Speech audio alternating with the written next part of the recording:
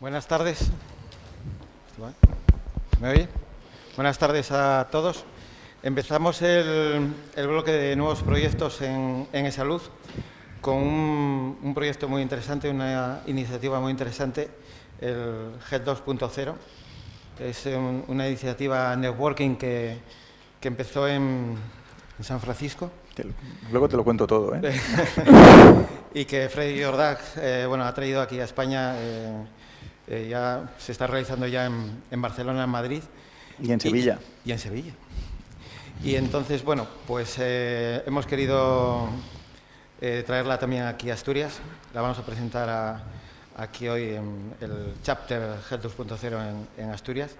Y es un proyecto que vamos a empezar aquí, Salud Social Media, que es la firma que dirijo yo, y el CEI Asturias, que dirige Eva Pando. Entonces, Eva va a presentar el proyecto y Freddy Jordac nos presentará después, en qué consiste, todo este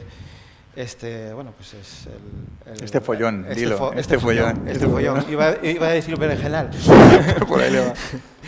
Bueno, Eva, si quieres, nos comentas, ¿no? Pues muchísimas gracias, Nacho. Muchísimas gracias a todos por su asistencia y por dedicarnos esta media hora. Como bien decía Nacho, promotor de Salud Social Media y socio de CEI Asturias en el Chapter Health 2.0, es algo que queremos poner en marcha aquí en Asturias, el capítulo del Health 2.0, que es una iniciativa global. Pero realmente no es un inicio, es una continuidad, ¿no? Queremos seguir trabajando en pro de que en Asturias haya cada vez más empresas, más emprendedores en el ámbito de la salud, ¿no? De alguna manera generar, ¿no? Hay mucha potencia de asistencia, pero tenemos que generar más y mejores empresas y emprendedores que desarrollen iniciativas innovadoras focalizadas en el sector salud. Yo quería simplemente en muy poco tiempo darles unas pinceladas de lo que ya hay, ¿no? Porque realmente hay veces que ni nosotros mismos conocemos lo que tenemos en nuestra propia región, ¿no? Y quería, como pone la transparencia, hablarles de algunos ejemplos de tecnología aplicada a la salud made in Asturias, ¿no? Hecho aquí en casa. CEI Asturias, que es la organización a la que yo represento, es una organización sin ánimo de lucro que tenemos más de 20 años, es decir, ya llevamos 20 años aquí en Asturias intentando que se pongan en marcha nuevas empresas innovadoras. Estamos respaldados por el Gobierno del Principado de Asturias, pero para el tema del sector salud también tenemos un fuerte respaldo por parte del Ayuntamiento de Oviedo. Por eso, de alguna manera, estamos respaldados por ambas administraciones, tanto la local como la regional, que de alguna manera conjuntamente quieren que se genere en torno a Oviedo y en torno al centro del nuevo hospital un polo empresarial innovador en el sector salud. Esto de alguna manera ya viene desde hace años. El CEI, el polo de salud, ahí ponemos las 4 patas en las que queremos que se respalde, es decir, tanto eHealth, proyectos como los que hoy vais a ver aquí, muy de tecnologías de la información y de la comunicación aplicadas al sector salud, como puede ser Doctoralia o como pueden ser otras que vais a ver hoy aquí, que son también Made in Asturias. Proyectos de ingeniería biomecánica, de ingeniería médica, medical devices, temas ya más biotech, más farma. Y, cómo no, proyectos sociosanitarios, proyectos, de alguna manera, innovadores para el sector salud. Es decir, todos los pilares, ¿no?, que de alguna manera puedan aportar innovación al ámbito de salud. Y como os decía, esa es nuestra incubadora, es una bioincubadora que tenemos en el Parque Tecnológico de Asturias, en Llanera, que tiene unos locales y unos laboratorios dedicados a que nuevos emprendedores pongan en marcha nuevas empresas. Ya llevamos con esta bioincubadora desde el 2011, 4 años, con lo cual ya es una trayectoria. Ya han pasado por aquí y están ahora mismo ubicados en ella 6 empresas.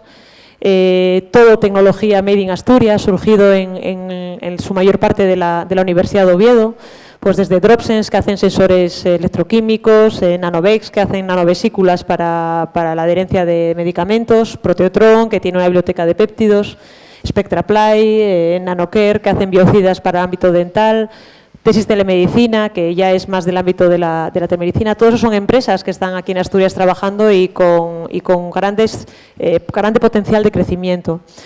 Tenemos otras empresas que no están físicamente en nuestra incubadora, pero que les hemos ayudado a ponerse en marcha. Micruz, HealthSense, que es el primer spin-off que surge del Hospital Universitario Central de Asturias, entre Chem, bueno, pues Aditas, Microdan. O sea, hay muchas empresas ya que están naciendo en su fase de startup que creemos que ya están generando un caldo de cultivo para seguir construyendo, ¿no? Ya más recientemente, en el vivero de Ciencias de la Salud, que está en la cercanía del nuevo Hospital Universitario Central de Asturias, que es de alguna manera donde el Ayuntamiento de Oviedo nos lo cede en gestión y ahí empezamos a colaborar con la Administración local también. En torno a este nuevo vivero es donde de alguna manera queremos centrar el capítulo GEL 2.0 Asturias y queremos seguir dinamizando el sector. Aquí veis una jornada que organizamos el año pasado que se llamó Jugar es Salud, que fue una jornada donde empezamos a intentar poner en conjunto a profesionales del sector salud, como la mayoría de ustedes, con tecnólogos, con informáticos, con desarrolladores, con el fin de que prototiparan ideas de negocio, ¿no? O sea, estamos ya trabajando desde la idea, desde la fase, intentando juntar equipos y que se conozcan, aunque sea muy a medio o largo plazo. Una fase siguiente que ya hemos hecho es un programa de aceleración de proyectos empresariales. Alguno de vosotros, de los que estáis en el público, habéis participado, en el que estamos asesorando a proyectos que inician desde cero. Ahí veis 9 proyectos. Hoy aquí vais a ver a alguno de ellos, desde aplicaciones para medir la calidad de la marcha humana, videojuegos o lo que se llama serious games para la obesidad, para seguimiento del ojo vago, la ambliopía, del equilibrio, temas de Asperger, temas de autismo, una infinidad de tecnologías de última tendencia que pues que los asturianos lo podemos encontrar aquí en nuestra tierra, ¿no? Y que de alguna manera pues queremos apoyar y queremos que sigan generándose aquí. A todos estos proyectos les hemos tenido en un programa de aceleración durante 4 meses, al que hemos traído a expertos de fuera de la región, que junto con los que de alguna manera trabajan aquí, pues hemos estado intentando ayudarles a que desarrollen los proyectos. Uno de esos expertos también lo vamos a tener aquí, que es David Lavajo, de responsable de Telefónica de eHealth. Ahí lo tenemos en una de las sesiones que hizo con estos emprendedores. Y bueno, pues de alguna manera es seguir remando, ¿no? Porque os hagáis una idea, otra de las cosas que estamos haciendo por estos emprendedores es ayudarles a buscar financiación. Como os podéis hacer una idea, es algo clave para ellos. Y también mi compañero Frederic, que participó, nos confirma que financiación hay, ¿no? Pero bueno, sí que es cierto que es bueno facilitar, ¿no?, el encuentro entre los emprendedores y la financiación. Otra de las cosas que hemos hecho muy recientemente, en febrero, ha sido un foro de inversión en el que se han presentado 4 proyectos asturianos que han desarrollado tecnología aplicada a la salud y han participado 20 inversores que han evaluado esos proyectos para valorar, financiarlos o participar en ellos, ¿no? Ahí está Frederic, que participó en el jurado del foro, ¿no? Lo único que os quería presentar era a modo de muy resumidamente las cosas que se están haciendo en Asturias para ayudar a que se pongan en marcha aquí, pues eso, startups, para ayudar a emprendedores. Y bueno, pues lo que también os queríamos presentar, que ahora ya Frederic pues lo explicará con más detalle, es el chapter de GEL 2.0 Asturias, ¿no? Pues queremos que sea un paso más, ¿no?, para seguir creando esa comunidad. E invitaros a todos y a todas que tengáis alguna inquietud en, de alguna manera, conocer estos proyectos más de cerca, en conocer lo que de alguna manera podemos hacer por vosotros, pues por favor que os dirijáis a nosotros y que aquí estamos para ayudaros. Así que, Frederic, el turno es tuyo. Todo yo me voy a un poco cuadrado aquí. Sí. Vamos a ver si... ¿Cómo esto lo pasamos? ¿Cómo va? Tienes que poner la tuya, yo creo. Tengo que poner la mía. Vaya, hombre, empezamos. Todo es difícil, todo es difícil. A ver, ¿esto cómo va? ¿Lo haces tú? ¿Lo haces? Sí, ya sé dónde los copio. Guay, guay. Pues ya está. Pues bueno, para mí es un placer estar aquí, más que nada porque me pasé 1 año y pico viviendo en Oviedo. Soy de los que vienen a preparar el MIR en su tiempo, hace un montón de años. Yo conozco el antiguo como la palma de mi mano. Sé decir Álvarez Lorenzana 21, borracho absolutamente, y que el taxista me entienda, con lo cual era algo que es donde vivía yo. O sea, es algo fantástico. O sea, es como si fuese de aquí. Y volver aquí me ha dado muy buenas sensaciones y por eso me ha gustado siempre Asturias. Y además, gracias a tener buenos compañeros de viaje en este proyecto, pues nos hemos animado a intentar montar algo que ya está funcionando, que funciona desde hace tiempo. Tener a Nacho, tener a Eva, tener su background y su implantación aquí, pues es algo fantástico para la gente de GEL 2.0 a la que hoy represento. De estos 3 días se ha hablado mucho, creo, aquí del tema de si la innovación es cara o es barata, de qué va esto de la salud 2.0, de todo lo es. Todo esto, lo que estáis viendo estos días y todo lo que veis aquí en la slide, va de esto, va de todo lo que se puede llegar a hacer y venderíamos en este gran saco de la salud 2.0 en general y que realmente mueve mucho. ¿Qué quiere decir esto? Que realmente hay muchísimas posibilidades. Estas posibilidades ya las vieron el año 2007 en San Francisco, un grupo de gente que detectó esta necesidad precisamente de lo que ha comentado Eva, que por un lado los tecnólogos, por el otro los clínicos, los sanitarios, por el otro los inversores y gente con ganas de meter ruido para intentar convencer a las empresas consolidadas. Toda esta sopa primitiva, digamos, de posibilidades, ponerla junta y poner a esta gente junta. Y esta gente empezó a juntarse para intentar sacar casos de éxito y que realmente la idea de que las tecnologías iban a cambiar el futuro de las personas y la calidad de vida de los seres humanos en todo el mundo fuese una realidad como tal. Y es lo que pasa es que, y esta es la parte buena, depende de nosotros, depende de vosotros, depende de los que queramos hacer cosas. No depende que venga un señor de Telefónica con perdón, siempre meto con David, siempre que lo veo, para eso está. Eso, venga un señor de Telefónica y te monte una solución, sino que tú digas en tu trabajo, hostia, a mí me iría muy bien esto porque con esto ahorraríamos esto y lo otro, y por qué no tal. Buscamos problemas que sean globales, buscamos problemas que sean de todo el mundo, y todos estos problemas que nosotros sabemos que existen, los podamos intentar solucionar con el colega informático, o el colega informático que conozcamos en este caso en el chapter, que es de lo que va de poner gente junta. De mejorar temas de adaptabilidad en la salud, temas de tecnología, temas de experiencia de usuario, que pobres sufridores de los sistemas públicos de salud tenéis problemas de experiencia de usuario cuando tenéis que introducir datos, de toma de decisiones basadas en datos, del famoso Big Data, pero todo esto ha dado lugar en Estados Unidos, pero también en todo el mundo, a toda esta constelación o de continentes de pequeñas empresas, pequeñas startups que trabajan cada uno en todos estos terrenos de este amplio mundo que es la salud 2.0. Y hablamos de startups que se han hecho grandes. El concepto de startup acaban siendo empresas que tienen una visión global, que no es solo para el Principado de Asturias, que no es solo para Gijón, para Oviedo, para Avilés, sino que es algo que trascienda el límite geográfico y que realmente sea interesante para todo el mundo, que lo puedas exportar, que te puedas ir a un señor de Palo Alto, de San Gil Road, donde los tíos tienen el dinero, y le digas, tengo esto que lo he parido aquí en Asturias, que es genial, y te diga, vale, esto vale tanto, vamos a meterlo en todo el mundo. Va de intentar cambiar un poquito el mundo a partir de lo que hagáis desde aquí. La gente de estos del GEL 2.0 de San Francisco, como empresa que son, se dedican a diferentes aspectos. Aparte del tema de las conferencias, que ahora también brevemente os hablaré de una cosa que va a haber en Barcelona, comercializan determinados servicios, hacen campeonatos, concursos para intentar dinamizar en determinados entornos, dan asesoría, consultoría, se han metido en temas de intentar dinamizar también temas de tecnología en educación y bueno, tienen cobertura en los medios y es una buena forma de estar informados y estar suscritos a sus newsletters y tal, porque cada día te van llegando gente que está haciendo cosas. Y lo de los chapters, lo de los capítulos es una forma de realmente estimular el crecimiento local del entorno emprendedor a nivel de salud. ¿Vale? Entonces, los chapters no son más que esto, una reunión de gente que se junta, comentan 1, 2, 3 casos, hablan, viene un invitado, lo que sea, pero sobre todo es una excusa para estar juntos y para compartir un espacio, para compartir un tiempo y para compartir unas ideas. Y a partir de ahí que salgan cosas nuevas.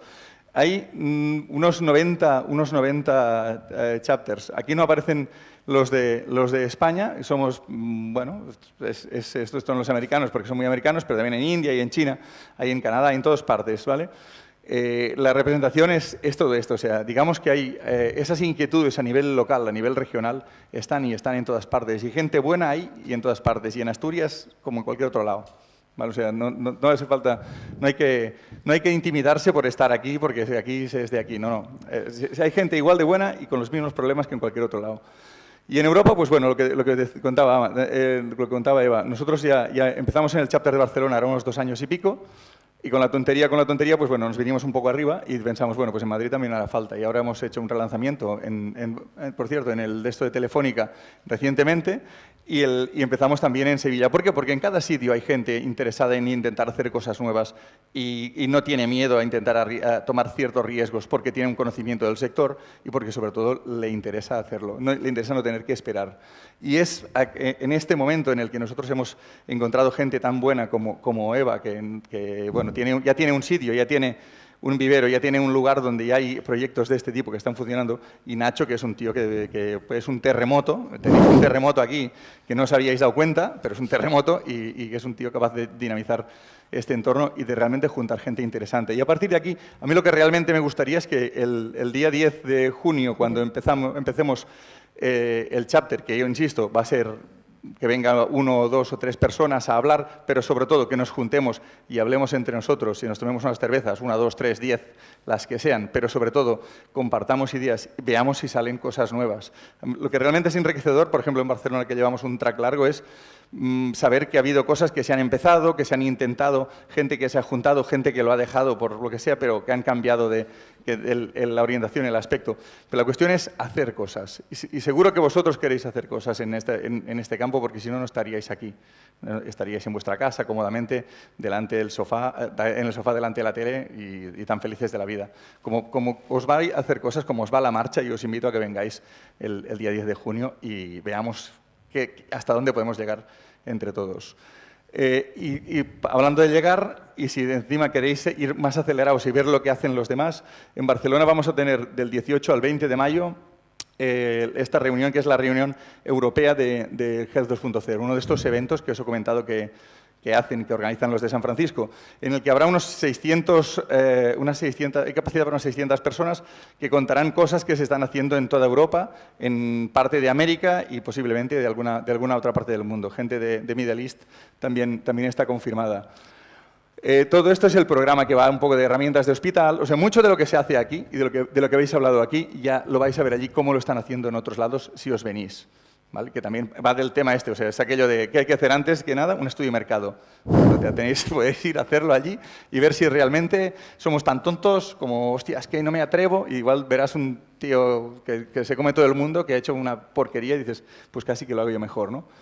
Herramientas para hospital, herramientas para comunicación entre proveedores sanitarios y sus colaboradores.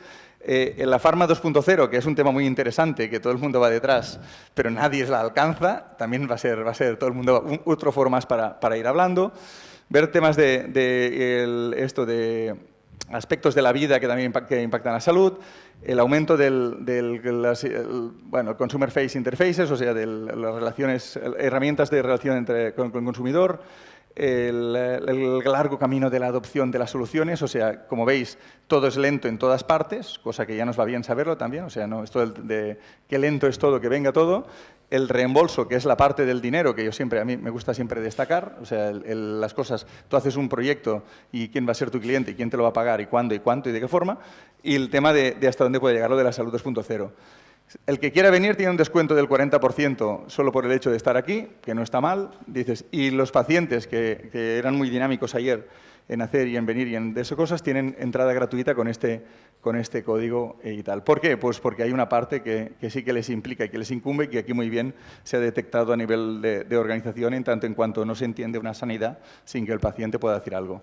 Esta es la corriente, yo entiendo que mundial y que tiene todo el sentido del mundo, así que si queréis venir tenéis un descuentito y nos tomamos cervezas allí. Yo os puedo invitar a un par de rondas si venís, que avisad que venís de aquí y entonces nos reiremos todos.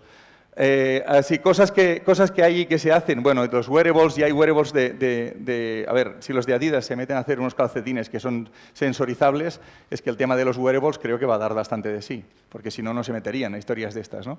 Los de Walgreens también está comercializando ya temas de sensorización. Esto es el famoso peligro que hay peligro de Google, que nos van a controlar todo lo que tengamos en casa, el famoso Internet de las cosas, o sea, el termostato que va a tener controlada toda la casa y a partir de ahí todo el mundo. Claro, si el termostato lo pueden controlar el váter y los análisis de orina igual no hacen falta ya en el futuro, ¿no?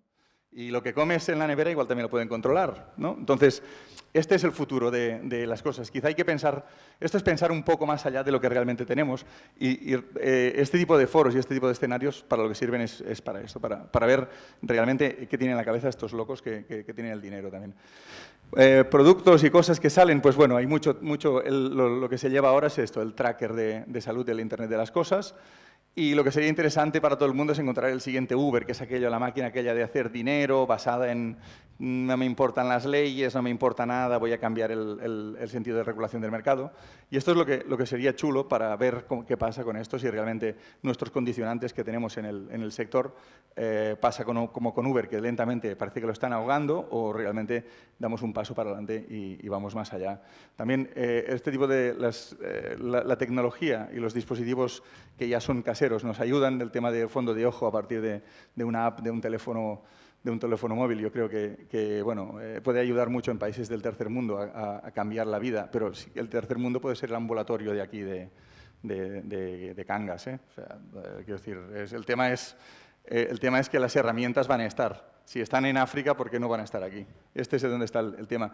Y el tema de que para qué vamos a necesitar determinados hospitales si ya se lo hace solo el sistema y el sensor y se gradúa en el nivel de insulina, quizá también el problema para mí particularmente ya no es quién lo va a pagar, sino qué va a pasar con la gente que puede perder el trabajo debido a todo este tipo de implantaciones, porque evidentemente cambia el paradigma sanitario y cambia de una forma dramática, ¿no?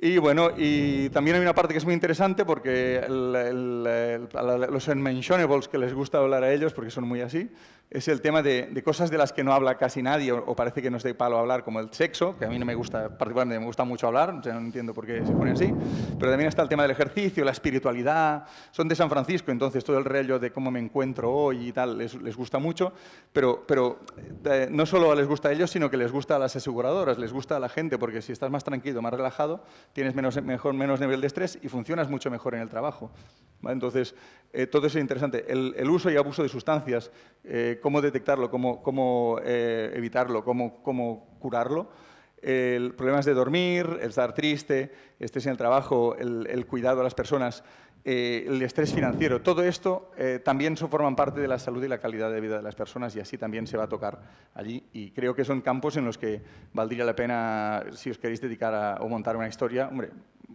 yo creo que vale la pena también darle una vuelta, ¿no? Ir un poco más allá. Así que, en todo caso, nos vemos o en Barcelona el del 18 al 20 de mayo o en Oviedo el 10 de junio. ¿Vale? Hasta aquí. Muchas gracias y buenas tardes. Ya está, ¿no? Y ahora David. David. Yo que me toca más contigo.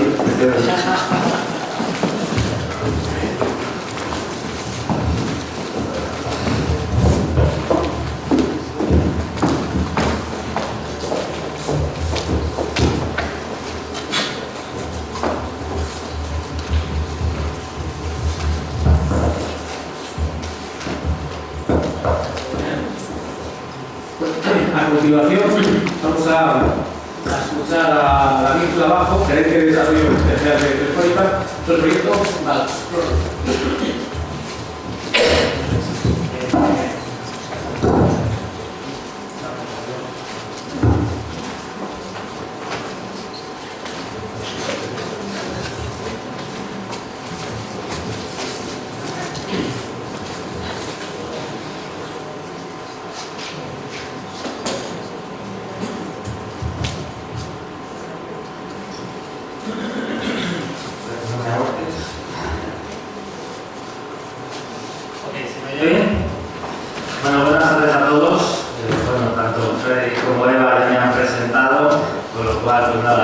Fantástico. Muchas gracias a la organización por permitirnos estar aquí y compartir algunas experiencias, ¿no?, con todos vosotros. Hoy, a pesar de lo que diga Freddy, no os vengo a vender nada, ¿vale?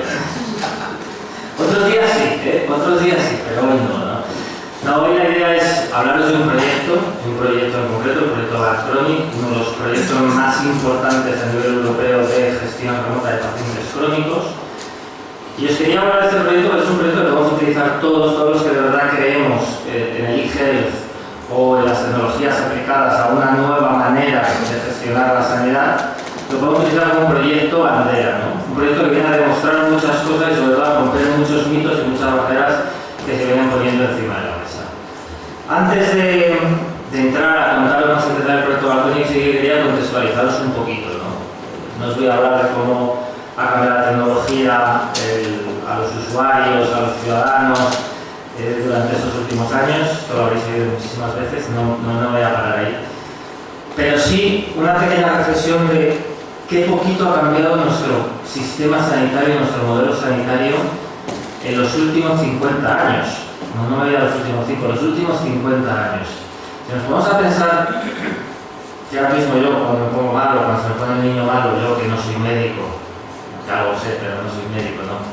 Y el niño de repente se pone con fiebre, un pico de fiebre muy alta, muy de repente, no sé qué hacer, llevo al niño a urgencias. No tengo ninguna herramienta más para hacer nada, me cojo al niño y me lo llevo a urgencias. En urgencias me tienen ahí esperando durante muchísimo tiempo, luego le miran, en función de lo que vean, pues o me mandan para casa con un antibiótico, o me van a mandar a hacer unas pruebas, o en el peor de los casos me ingresan en un hospital para acabar, a lo mejor incluso en algún tipo de cirugía, para luego mandarlo para casa otra vez y me dicen que vuelva dentro de 3 meses a hacer un seguimiento, ¿no? Bueno, pues es que nuestros padres con nosotros hacían exactamente lo mismo. El modelo apenas ha cambiado nada, ¿no? Y sin embargo hemos cambiado muchísimo la sociedad, ha cambiado la tecnología y sobre todo ha cambiado otra cosa muy importante, ¿no? Y ha cambiado que la población no tiene nada que ver, absolutamente nada que ver. Este es uno de los mayores problemas de quien dice que esta crisis de la que se dice que estamos saliendo es un chiste comparado con la crisis que nos llega por esto. Tenemos un enorme problema, dice que es una bendición, pero desde el punto de vista económico es un problema, un enorme problema de envejecimiento de la población en este país. Sabéis que ahora mismo somos el segundo país más viejo de todo el mundo y seguramente en apenas 10 años nos vamos a convertir en el país más viejo del mundo, ¿no?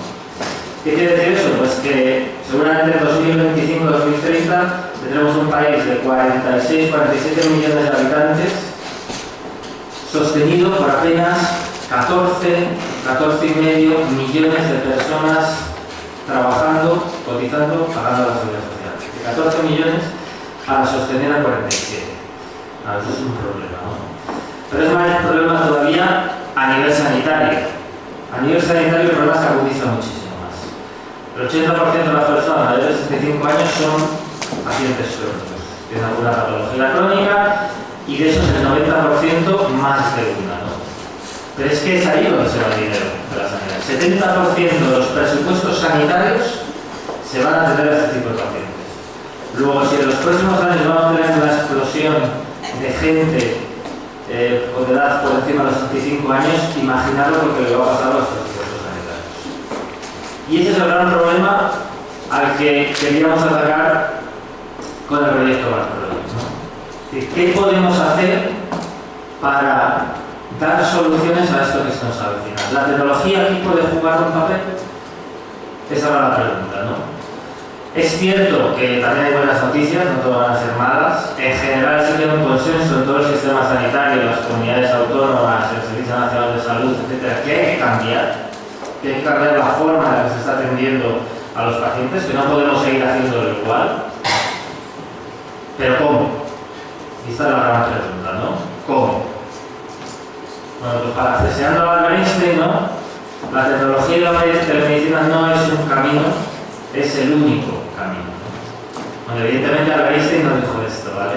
La cita real de Albert Einstein tiene que ver con el liderazgo y tiene que ver con el ejemplo, ¿no? Pero es igual de válido. No hay otra herramienta como la tecnología y la telemedicina aplicada a la salud tan eficiente para poder de verdad implementar nuevos modelos de gestionar a los pacientes, modelos sostenibles y modelos eficientes, ¿no? Y aquí es donde empiezan las barreras. Cuando empiezas a hablar de eso en el sector, empiezan a aparecer personas que están en contra, ¿no? Y se empieza a hablar mucho de, es que hay cosas que no sabemos. Claro que hay cosas que no sabemos. Muchas cosas que no sabemos. El otro día, con un jefe de servicio me decía, es que no sabemos si este tipo de metodologías y de tecnología aplicada a un paciente que lleva 10 años usándola sigue siendo efectiva. Claro que no lo sabemos. Igual que no sabemos si una persona operada de miopía después de 50 años es una pérdida de visión, porque no hay gente que lleve operada de miopía más de 50 años, ¿no? Pero hay muchas cosas que no sabemos, sí, pero es que hay muchas cosas que sí que sabemos. Es que hay muchísimas cosas que sí que sabemos y que podemos poner en valor, ¿no? Sabemos que los pacientes crónicos gastan tantos recursos del sistema sanitario, principalmente porque generan mucha fragmentación de urgencias, porque generan mucho ingreso hospitalario y porque generan mucho consumo de tratamiento farmacológico. Eso lo sabemos. Y sabemos además que este tipo de pacientes ingresa tanto y va tanto a urgencias porque es un paciente muy complejo, que normalmente es pluripatológico, que normalmente es polimedicado y que sufre descompensaciones. Sufren descompensaciones porque su insuficiencia cardíaca le afecta a todo lo demás y de repente el paciente se estabiliza y acaba ingresado. Pero es que también sabemos, que es lo que dice cualquier equipo clínico, que si ellos pudiesen estar encima del paciente, conseguirían evitar muchísimas de esas descompensaciones. Si pudiesen tener un médico y una enfermera en la puerta de abajo de cada edificio, bajaríamos el nivel de ingresos hospitalarios una barbaridad. Pero claro, eso no es factible. Tenemos que multiplicar las plantillas sanitarias por 100, ¿no? Y realmente podemos hacer eso con la tecnología. Podemos darle herramientas a los equipos clínicos, que es de lo que se trata, para que de verdad puedan hacer esto de otra manera. Bueno, pues la respuesta es sí. Ahora vamos a ver, como digo, un ejemplo concreto que es el proyecto Bartolomé. Sí, pero con algunos principios básicos y claros. Uno, la tecnología es exactamente lo que os acabo de decir, una herramienta para los equipos clínicos, una herramienta para los procesos de gestión de los pacientes. No es un fin en sí mismo, ¿de acuerdo? Ni es una solución aislada, sino que es una herramienta más con la que pueden contar los profesionales para gestionar mejor a los pacientes. Y a la hora de implantar esta herramienta hay ciertos factores críticos de éxito. Factores críticos que se aprenden con la experiencia. Nosotros desde Telefónica ya hemos hecho muchos proyectos de este estilo, ¿no? Y estas cosas las vas descubriendo. Uno, hay que involucrar a los profesionales. Esto no va de yo como empresa tecnológica hablo con el departamento de tecnología y decimos implantar algo. No, si vamos a hacer eso, mejor que no lo hagamos, mejor que ni empecemos, ¿vale? Entonces se trata de un proyecto clínico, sí tiene tecnología, sí, como todo ahora en esta vida, pero esto es un proyecto clínico. Hay que involucrar a los clínicos desde el primer momento. Esto no es café para todos. Esto no es algo que de repente corremos el riesgo de querer, oye, pues ahora quiero tener telemonitorizados en su hogar a todos los pacientes de mi centro de salud. No, eso no tiene ningún sentido. Ninguno. Esto está orientado a una tipología de pacientes exactamente igual que un tratamiento farmacológico de unos criterios de inclusión y está orientado solo a un cierto tipo de pacientes. Exactamente igual. Pero es que además, esto no tiene ningún sentido si no cambiamos el modelo de gestión de los pacientes. Precisamente, vuelvo a decirlo, repito, esto no es más que una herramienta para ayudar a implantar un nuevo modelo de gestionar este tipo de pacientes, un nuevo modelo de hacer las cosas. Si vamos a hacer exactamente lo mismo, solo que a eso le ponemos tecnología, no hacemos nada. Lo que conseguimos es encarecer el proceso, poner tecnología encima de algo que ya no funciona bien, sin cambiarlo, no lo haremos. Nuevamente, si eso es lo que vamos a hacer, mejor ni empecemos. Mejor ni empecemos, no lo hagamos, salgamos disgustos a todo, ¿no? ¿Vale? Y hay resistencias y barreras que vencer. Como decía, muchas veces cuando hablamos de esto en el sector, hay muchas voces que se están diciendo esto no se puede usar, esto no lo veo, esto no. Cosas que se dicen, la gente mayor no es capaz de usar las nuevas tecnologías. Pues bueno, esto es falso. Esto es falso. Y como digo, el proyecto Bartolomé es una más de las pruebas que podemos poner encima de la mesa que lo demuestran, ¿no? La gente mayor, si lo que le pones encima de la mesa está bien trabajado, es usable, son aplicaciones que se han pensado para que las pueda usar de una manera intuitiva cualquiera y con la formación adecuada, no tienen rechazo a la tecnología.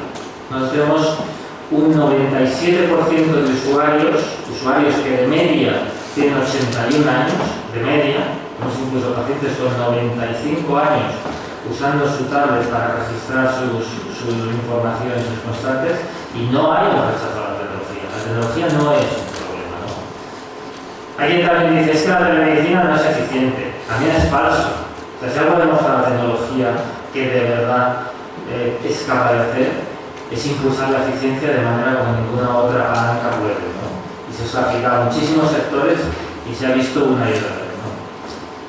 Y luego, ya que me tengo un minutito más, hay quien dice, es que no hay evidencia de que de verdad la aplicación de la telemedicina sea coste eficiente. A mí cuando alguien dice eso, esta vena de aquí me empieza a hinchar así, se me pone el cuerpo de mala manera, porque no es cierto.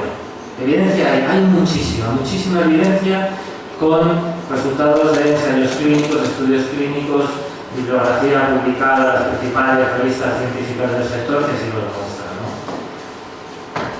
Como digo yo, decir que no hay, argumentar que no hay evidencia realmente es una excusa para no decir lo que uno está pensando es que no quiero afrontar este cambio o no me atrevo a afrontar este cambio.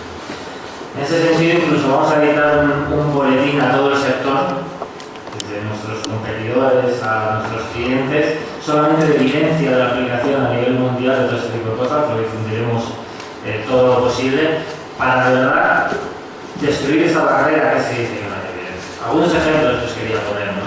Estos son publicaciones que se pueden encontrar en PubMed, pero vamos, igual que hay publicaciones en PubMed, los tienes en el Critical Medical Journal, los tienes en Nacho, los tienes en las principales revistas científicas. Con proyectos, por ejemplo, de control de pacientes de EPOC, este es un caso concreto más de 3.000 pacientes durante algo más de año y medio, donde se demuestra que la telemonitorización de estos pacientes reduce las tasas de mortalidad, reduce el porcentaje de ingresos hospitalarios y la frecuentación de urgencias, ¿no? Este es otro proyecto también publicado, también de pacientes de EPOC, en este caso casi 60 pacientes. Otro de EPOC de más de 1.200 pacientes, pacientes de hipertensión arterial, pacientes pluripatológicos, pacientes de otro tipo de patologías, como es el caso del trastorno de déficit de atención en niños, o temas más relacionados con la salud mental, como esquizofrenia, depresión, etc., ¿no? Evidencia hay más que de sobra, Estoy dispuesto a discutir con quien quiera que argumente lo contrario, ¿de acuerdo? Pero claro, cuando vas a implantar algo así, como decía, hay que afrontar un cambio. No podemos seguir haciendo las cosas igual, ¿no? Y este era el espíritu del proyecto Balconi, cuando decidimos embarcarnos en él, la Agencia Valenciana de Salud y Telefónica. Queremos probar un nuevo modelo de atender al paciente crónico de otra manera, basado en tecnología, ¿no? ¿Qué es lo que decimos hacer? Oye, esos pacientes complejos, los que me salen en el listado, que me están hospitalizando más, que me están frecuentando más la urgencia, voy a ponerles un dispositivo en su casa, donde con un programa que han definido mis clínicos, el paciente pues va a ver y va a dar recordatorios de la medicación que se tiene que tomar, va a ver qué control le pide su médico de su tensión, o de su azúcar, o de su saturación de oxígeno en sangre, o de su peso, etcétera, de todas las patologías que tenga. Va a haber ciertos contenidos educativos que le propone su médico que se vea, oye, no tienes que gestionar la bomba de insulina que tienes, oye, qué tipo de ejercicio de actividad física deberías estar haciendo para tu EPOC, etcétera, etcétera, ¿no? Y todo, incluso cuestionarios abiertos, ¿verdad? Incluso cuestionarios para medir esas cosas que no se pueden medir sencillamente con un aparato. Y con toda esa información va a llegar al clínico. Va a llegar al clínico, es su propia historia clínica. No le pedimos que tenga aplicaciones distintas, no le pedimos que tenga cosas aparte. Y le va a llegar no bombardeando la información, sino sencillamente avisándole, cuidado que aquí tienes un paciente cuya evolución deberías vigilar porque puede acabar en una situación de descompensación, ¿no? Bueno, estas son las cosas que les ponemos al paciente con distintas funcionalidades, más o menos lo que os acabo de contar. Y muy importante, como os decía, esto no son proyectos de tecnología, vuelvo a insistir, estos son proyectos clínicos. Esto no es la madre del cordero del proyecto, ¿no? La madre del cordero es todo un cambio organizativo en el cliente, en este caso la Agencia Valenciana de Salud, donde decidieron dar un rol nuevo a toda la primaria, en concreto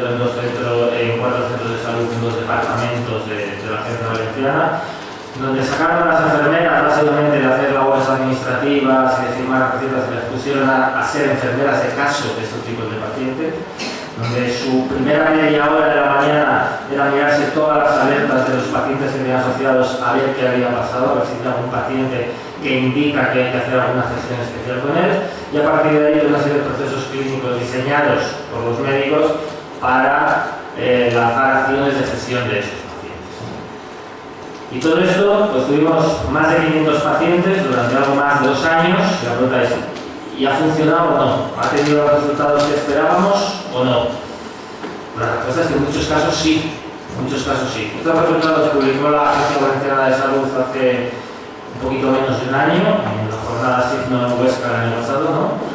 Donde de todos los pacientes que estaban en el estudio, frente a los mismos pacientes antes de entrar en este tipo de programas de intervención, pues se vio una mejora radical en el nivel de control de los pacientes. O sea, el número de pacientes no controlados, entendemos no controlados que tenían, si eran hipertensos, después tenían la tensión fuera de los rangos que el equipo clínico consideraba que era la normalidad, pues eran diabéticos con los niveles de azúcar fuera de los rangos que se consideraban normales, pues el número de pacientes no controlados bajó casi un 45%. ¿Y eso se tradujo en que había menos descompensaciones? Evidentemente sí. El número de episodios de urgencias en primaria se redujo a la mitad. Y el número de urgencias en el hospital casi un tercio, ¿no? Prácticamente un tercio. Y los ingresos hospitalarios nuevamente también se redujeron un tercio. Todos estos resultados clínicos están más detallados, tampoco quería aquí poneros toda la lista, pero evidentemente os dice que hay cosas que se están haciendo bien. O sea, de verdad hay cosas que demuestran que cuando aplicas la tecnología, aplicas la telemedicina a un nuevo modelo de procesos de gestión de este tipo de pacientes, las cosas funcionan, ¿no? Los datos económicos se están realizando ahora por el equipo de epidemiología de la Agencia Valenciana de Salud, se publicarán en breve, no hay datos todavía, pero evidentemente con este nivel de reducción de ingresos hospitalarios y de urgencias a nadie se le escapa que los resultados económicos salen. Porque no hay nada más caro en el sistema sanitario que un ingreso hospitalario que una urgencia, ¿no? También hay aprendizajes. ¿Todo salió bien? No. También hay cosas que no salieron bien, que son las más interesantes, porque es de las que más se aprenden, ¿no? En el caso del proyecto Balcónico, era un proyecto donde únicamente participaba la atención primaria, ¿no? El hospital no participaba en ningún caso. ¿Y qué vimos?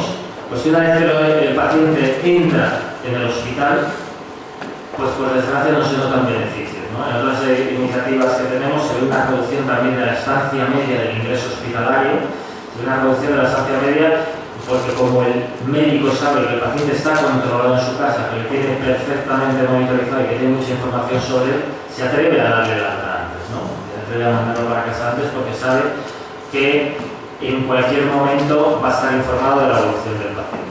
Eso en este proyecto no se vio, porque al no participar en el hospital, pues el hospital directamente dice, oye, yo no estoy involucrado en el proyecto Balcónico, como no lo estoy, el paciente no sale de aquí, por mucho que tenga un programa de utilización, no sale de aquí hasta que yo no esté completamente seguro, ¿no? Entonces son aprendizajes que también hay que hacer.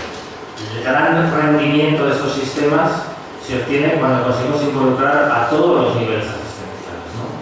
Ya solo en primaria obtenemos unas ventajas tremendas, pero si integramos también al sistema hospitalario todavía más, ¿no?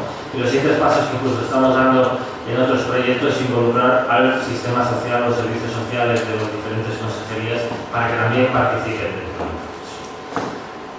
Poco más, lo que quería era contaros este proyecto, es el proyecto, como digo, como ejemplo de lo que es la aplicación de la tecnología del e-health a uno de los mayores problemas que tenemos, que es la gestión del paciente crónico. Como creo que todavía nos quedan algunos minutos, pues eso había intentado calcular, la idea era dejarlo abierto para preguntas. Me quiero preguntar cualquier cosa. Muchas gracias a todos.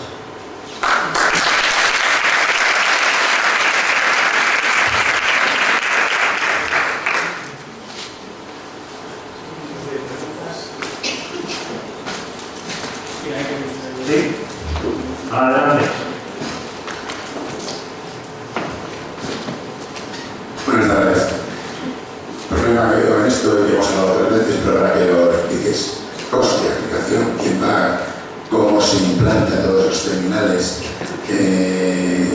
cuando esto evolucione hacia la globalidad de los pacientes, y aunque se tiene una rentabilidad, es una altísima inversión inicial. Vale. Aprovecho tu pregunta para hacer una reflexión antes, ¿no? Y esto también en muchos de los congresos que tenemos en general todos suele salir. Hay muchos pilotos de este tipo de soluciones diésel, que se quedan a nivel de piloto, ¿no? Y eso es una lacra que tenemos en el sector, todos los que apoyamos este tipo de cosas, que muchas veces pues, nos la tiran a la cara, entre comillas, ¿no?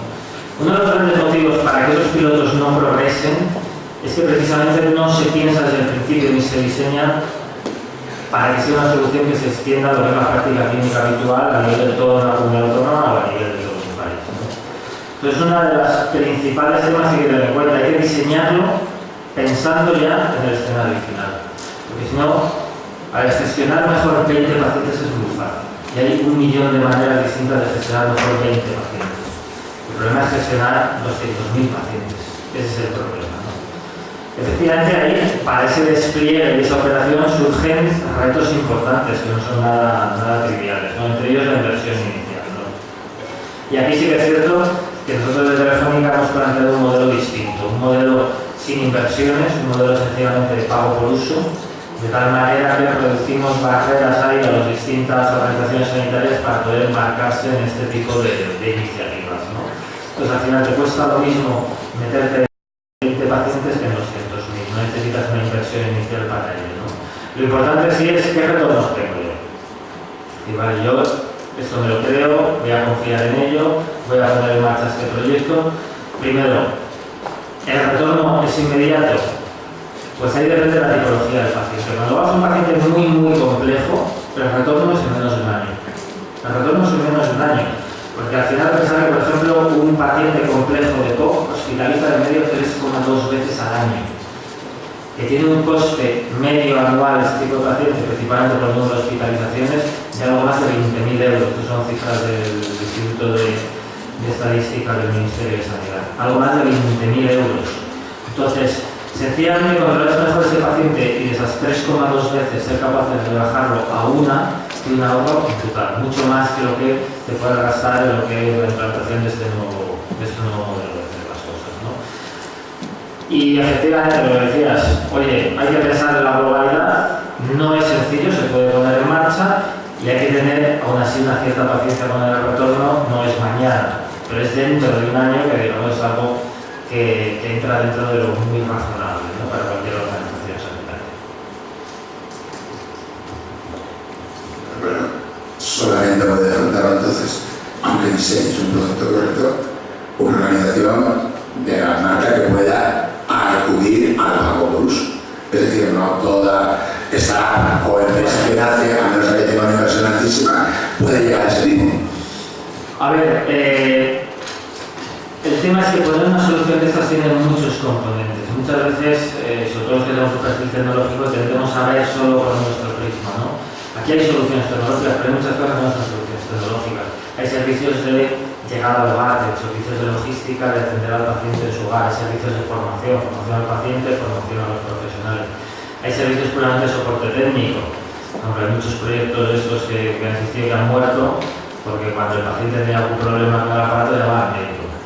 Para 2 semanas el médico decía, cierro el chiringuito porque estoy harto de que me llamen los pacientes porque esto no les enciende o porque esto no les funciona, ¿no? Entonces, no se trata solamente de poner una tecnología específica, sino de poner un servicio que cubre un poco todas las necesidades. Y en ese servicio hay muchos actores y empresas, entre ellos posibles startups, que pueden jugar, ¿vale? Que pueden jugar. Aquí no se trata de uno que llega y tengo lo mío. Por ejemplo, que ya no nos vengo a vender nada desde Telefónica, pero por contaros un poco cómo lo hacemos nosotros el servicio lo damos con muchas empresas, no lo damos solo Telefónica. Nosotros ponemos partes que son nuestras, pero todo lo que hacemos es incorporar socios a todo lo que es esta prestación de servicios para poder dar un servicio extremo a extremo que sea lo más fácil de implantar y lo más fácil de poner en marcha.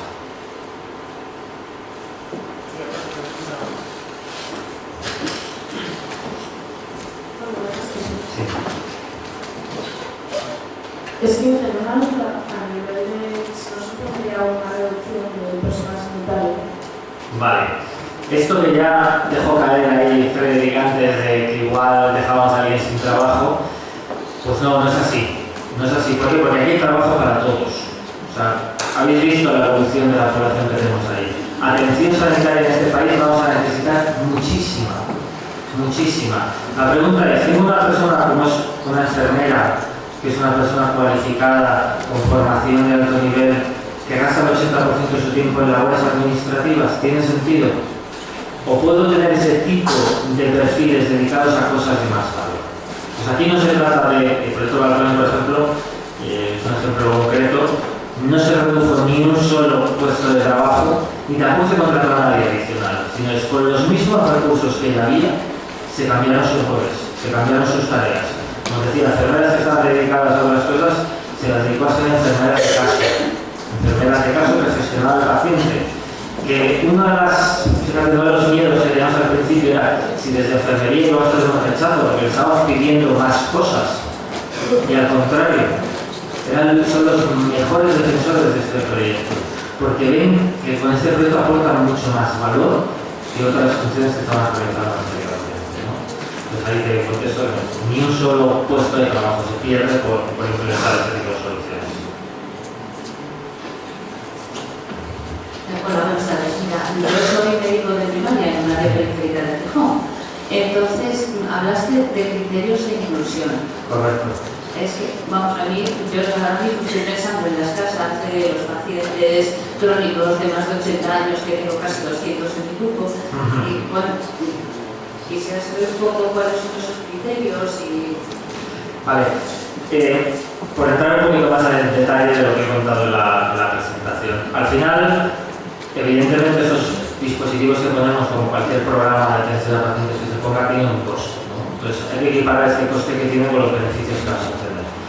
Entonces, básicamente, cuanta más tecnología ponemos, tiene más sentido en pacientes lo más complejos posibles, en pacientes que desestabilizan mucho.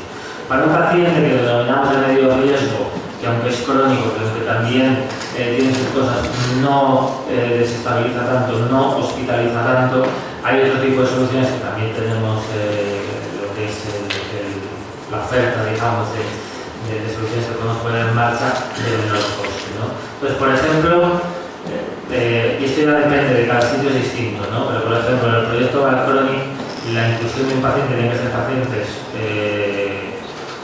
crónicos, insuficiencia cardíaca, diabetes, hipertensión arterial y EPOC, o combinaciones de las mismas, que hubiesen tenido al menos 2 ingresos hospitalarios en el último año y medio.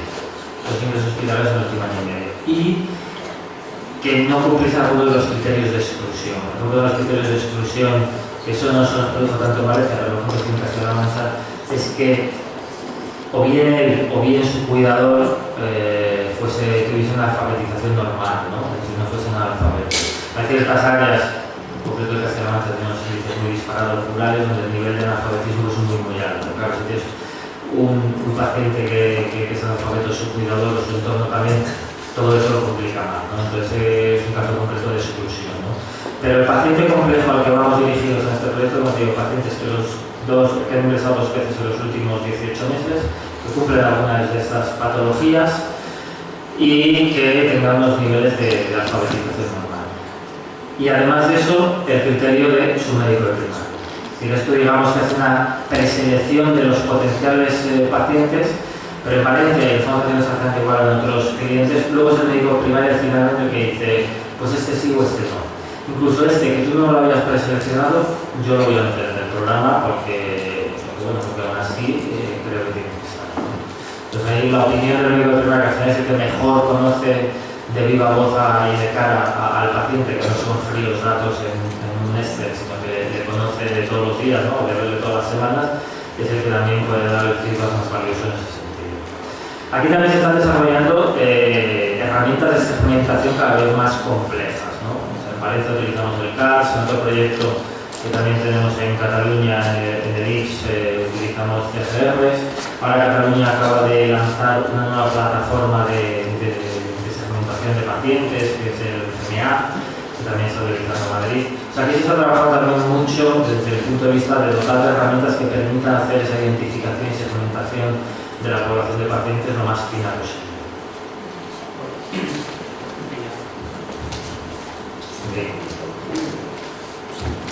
Hola, buenas tardes. Soy Javier Madurena, trabajo en la empresa de Ecuador de FON. Quería dos cuestiones muy rápidas. Por una parte, ¿cómo casa este proyecto con el concepto de la humanización de la salud? Y por otra parte, si se ha planteado también este proyecto para la sanidad privada y qué visión se adopta en la sanidad privada. Vale. A ver, lo primero, casa perfectamente, porque lo que no estamos diciendo que sustituyamos el trato médico-paciente por estas herramientas, sino que estamos diciendo que al final, incluso por dimensión de los servicios sanitarios, ves a un paciente una vez al mes, una vez cada 2 meses, una vez cada 3 meses. ¿Y en medio qué pasa? Pues en medio, si todo va bien, no pasa nada, porque si pasa algo, que encuentres el paciente en urgencias, básicamente, ¿no? Entonces, estas herramientas, sobre todo, lo que van es a que tengas información de si pasa algo extraño lo que hay por medio, si hay algo.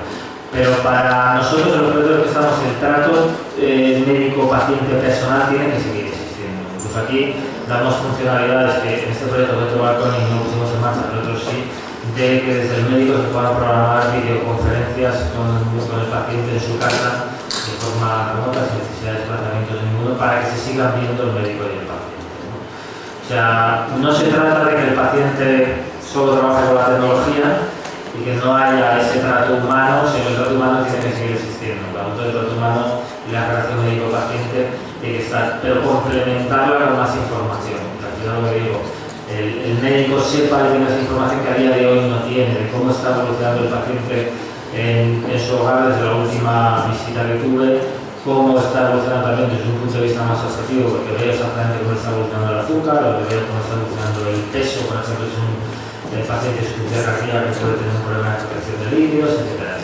¿no? Es darle más información al médico para que al final el médico intervenga, que es el objetivo final.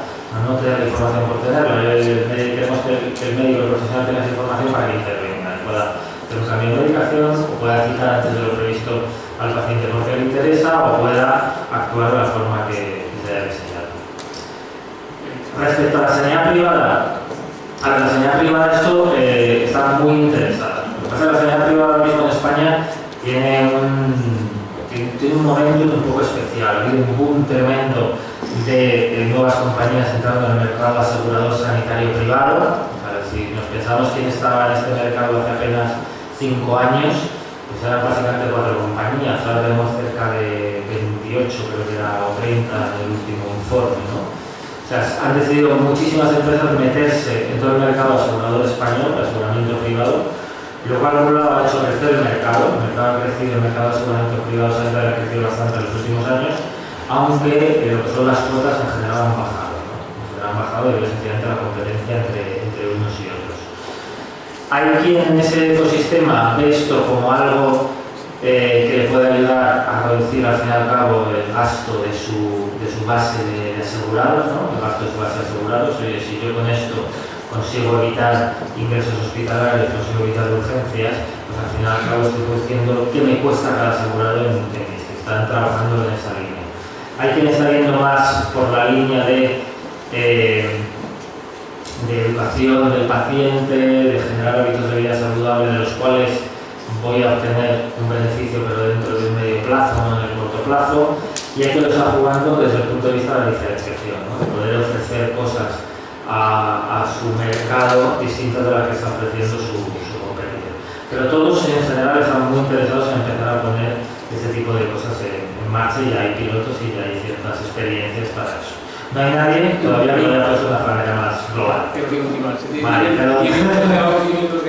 No, lo que pasa es que solo solamente desde el punto de vista de las aseguradoras, no desde el punto de vista de los hospitales. Sí, desde el punto de vista de la prestación, si les hablamos luego, el gran problema del prestador es conseguir que las aseguradoras se reconozcan a la cartera de servicios, que a día de hoy no lo hacen. En el momento que lo hagan, esto va a proliferar mucho más. Pero la superioridad está siendo a que las aseguradoras se reconozcan a la cartera de servicios. Pues gracias a todos.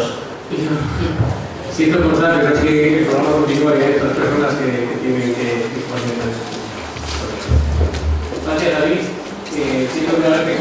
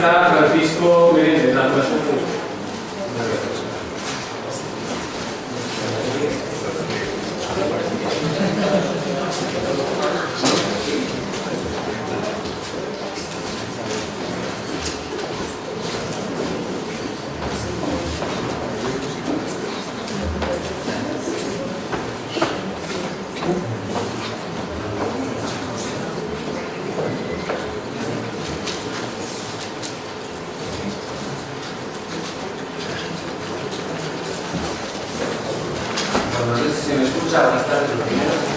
¿No? ¿Algo como más alto? ¿Cuánto era?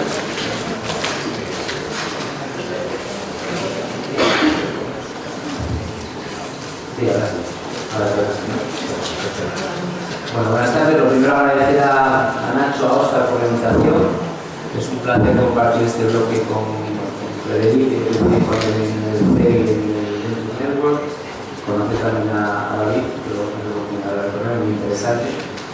El proyecto para un diabético como yo, usuario de bomba de insulina, hablando de cable siempre colgado, pues es muy interesante ese enfoque para los crónicos. Nosotros somos un bicho raro dentro del mundo de la e-health, ¿no? Me refiero a Prodientec, porque no somos una startup, no somos una empresa, no somos pacientes, no somos clínicos, pero somos tecnólogos.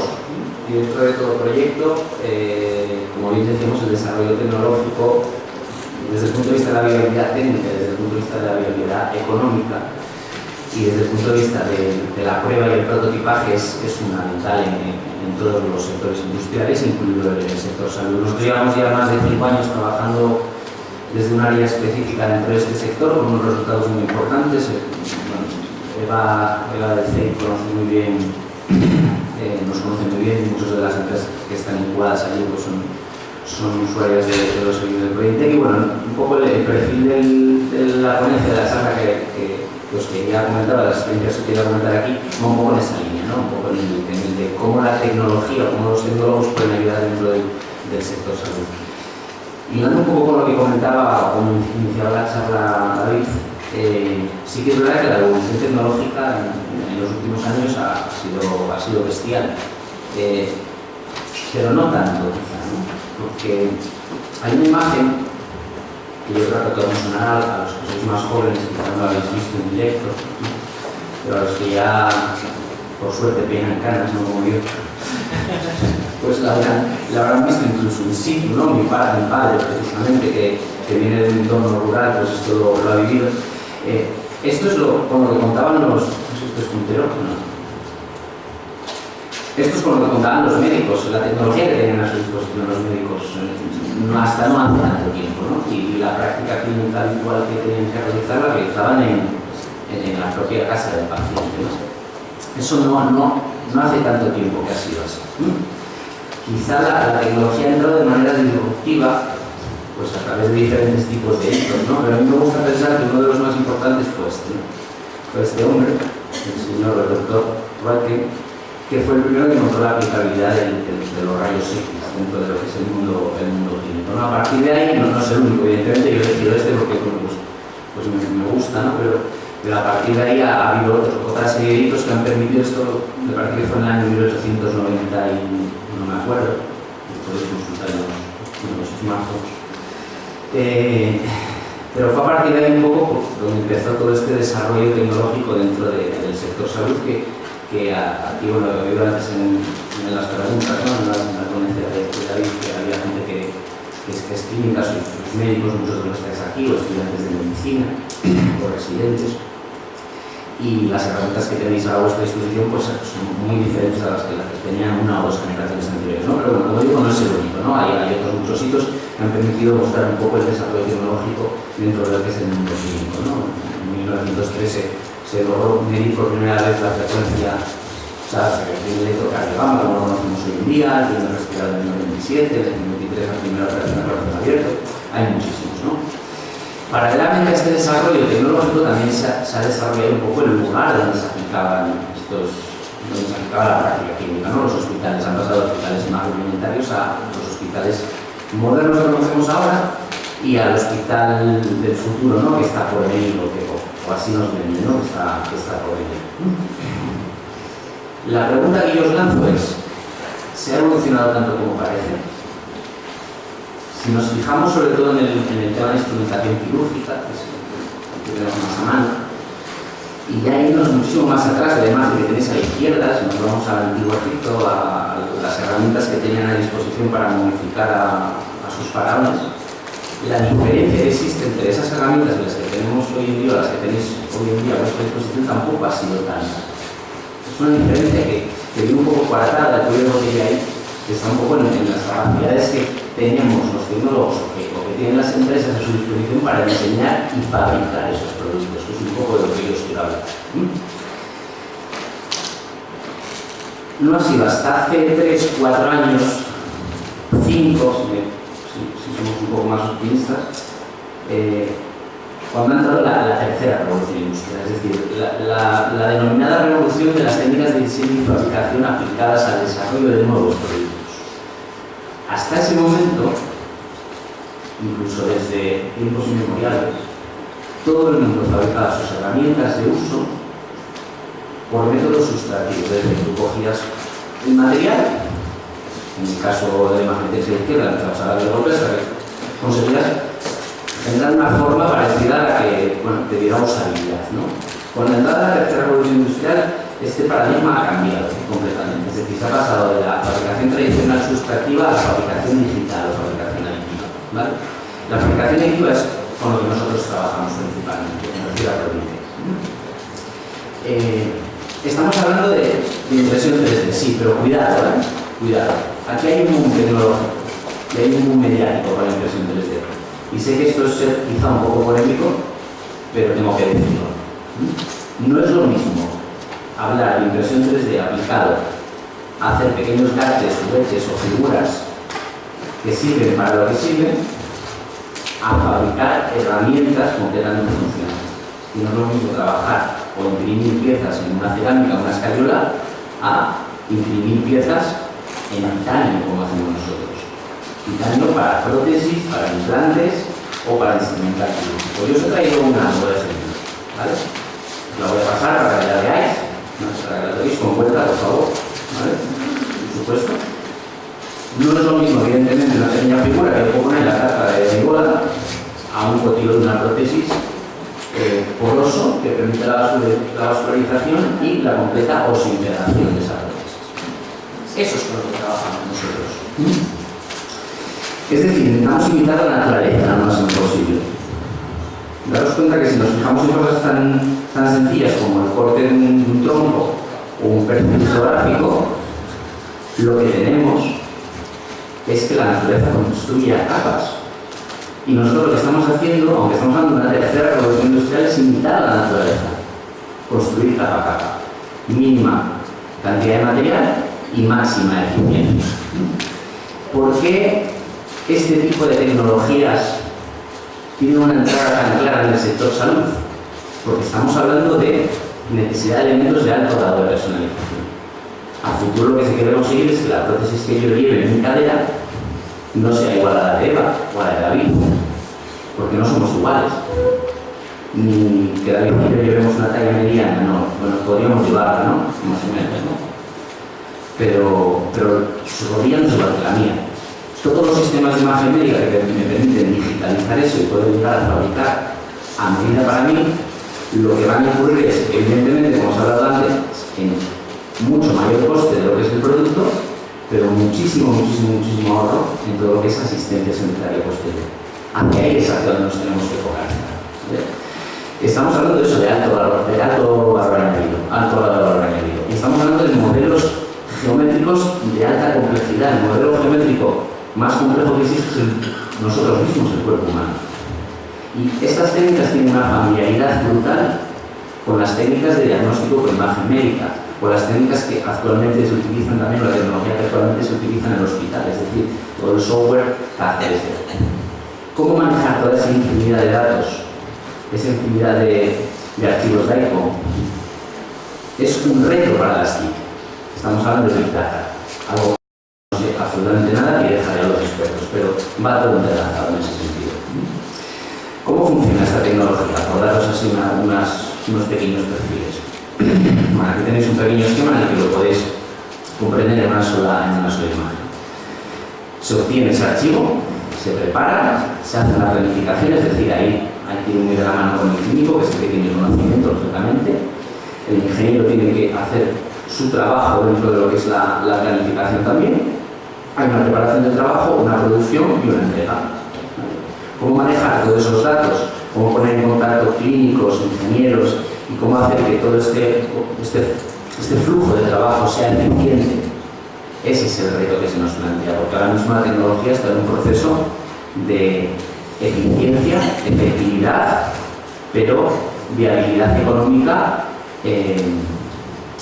existente, pero un reto aún, ¿no? Un reto aún, para la aplicabilidad a la gran mayoría de los usuarios o de los pacientes en este caso.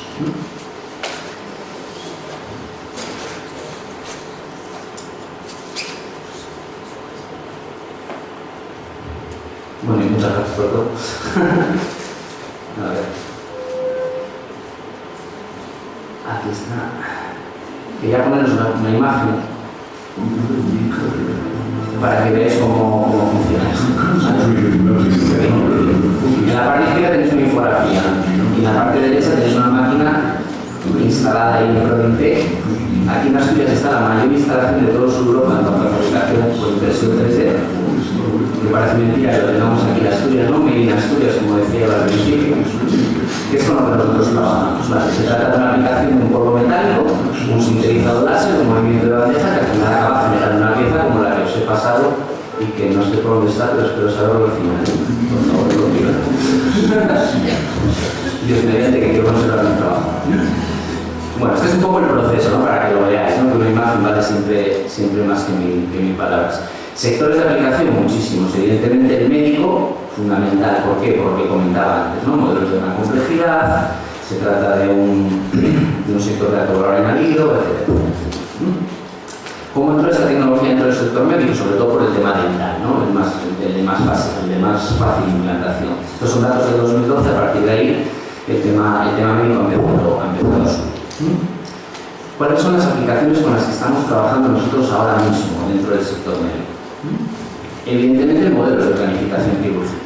Yo no soy médico, me hubiera gustado serlo, pero no lo soy, no tuve nota suficiente para pasar el corte, con lo cual me quedé en químico, pero bueno. La planificación quirúrgica de ciertas operaciones, o así nos lo trasladan los médicos, los que sois médicos lo podéis decir mucho mejor que yo. En alguna serie de operaciones exige trabajar con varios servicios, procesos complejos, en los que muchas veces hasta que tú no te metes en el medio de la cuestión no puedes llegar a saber exactamente cómo va a responder lo que tú tenías planificado y demás. Pues bueno, la impresión 3D a partir de esos packs de datos o esos archivos de ICON te permite obtener biomodelos médicos exactos a la cinta que tú vas a operar y te permite planificar la operación, tiempos de operación más bajos, con menor tiempo de operación, postoperatorios mucho más leves, incluso reingresos o operaciones minimizadas.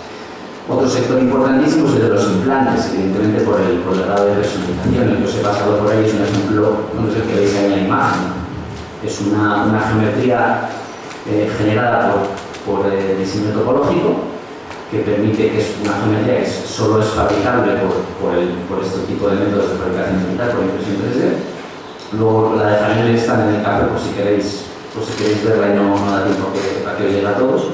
Pero es un sector clave dentro de la aplicación de estas tecnologías. Dispositivos médicos, imaginaros. O sea, para que la bomba de insulina que yo llevo ahora mismo se pueda fabricar a unos costes rentables, a unos costes bajos, ha tenido que haber una planificación de este producto. Y para esa planificación ha tenido que haber un prototipaje, evidentemente. Para todo eso ha tenido que haber un desarrollo de ese dispositivo. Aquí es donde las tecnologías de diseño e impresión 3D o fabricación digital cobran una importancia brutal. Incluso en elementos finales en serie corta, es decir, donde los costes de inversión, de amortización, de todo lo que tiene que ver con la fabricación posterior, son de tal calibre que no merece la pena y son sustituidos por este tipo de tecnologías. Y luego todo lo que tiene que ver con guías y surgicalizaciones, ¿no? Y transmisión quirúrgico es fundamental, son las principales aplicaciones. Como os decía, nosotros trabajamos en este entorno. Nosotros somos, la gente con la que yo trabajo allí, rodeado de ingenieros y diseñadores industriales, pues trabajamos en esto. Trabajamos apoyando en las fases de diseño, en las fases de ingeniería, en las fases de fabricación, en las fases de validación, de prototipaje. A día de hoy, como digo, aquí en Asturias está el mayor parque de maquinaria, tecnología, materiales y capacidad en fabricación por impresión 3D de estas características en todo el sur de Europa. Y esto es el presente. Esto es el presente, esto es lo que existe hoy en día. Pero ¿cuál es el futuro? Pues el futuro nos lo adelantaba, o por lo menos yo lo vi reflejado en un director de cine que era Luc Besson. Seguramente vosotros habéis visto alguna vez. ¿Qué es esto? No sé si hay volumen. Pero este es el futuro. Y esto es sobre lo que nosotros estamos empezando a trabajar a nivel de investigación, evidentemente.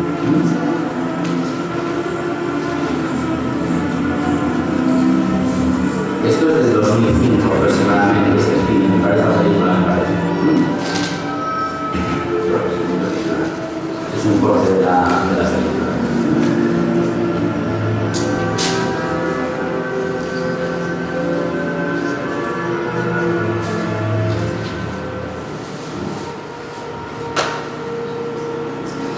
Esto que parece ciencia ficción, es decir, oye, pues mira, voy a imprimir una amiga a Jojovic para mí, por ejemplo. Esto está muy lejos de que pueda existir, si es que existe algún día, pero el concepto de bioimpresión no está tan lejano. De hecho, ya en el año 2012 se publicó la evolución que había tenido la tecnología de impresión 3D en un campo de aplicación como la ingeniería tisular. Y como veis, esa aplicación o esos primeros desarrollos comenzaron en los años 50 ya, ¿vale? De manera muy superficial, y fue a partir del año 2010, más o menos, donde empezó a cobrar una cierta importancia y a verse una viabilidad técnica real de ese tipo de dispositivos, ¿no? De ese tipo de tecnología. Nosotros, evidentemente, aunque la línea que tenemos de trabajo, la real, la de ayuda directa a empresas o servicio directo al cliente, al clínico, al consorcio, etcétera, etcétera, es el que comentábamos antes, nos hemos puesto manos a la obra y hemos puesto a funcionar una planta piloto, un dispositivo, una máquina piloto de bioimpresión. Estamos hablando de un concepto muy similar.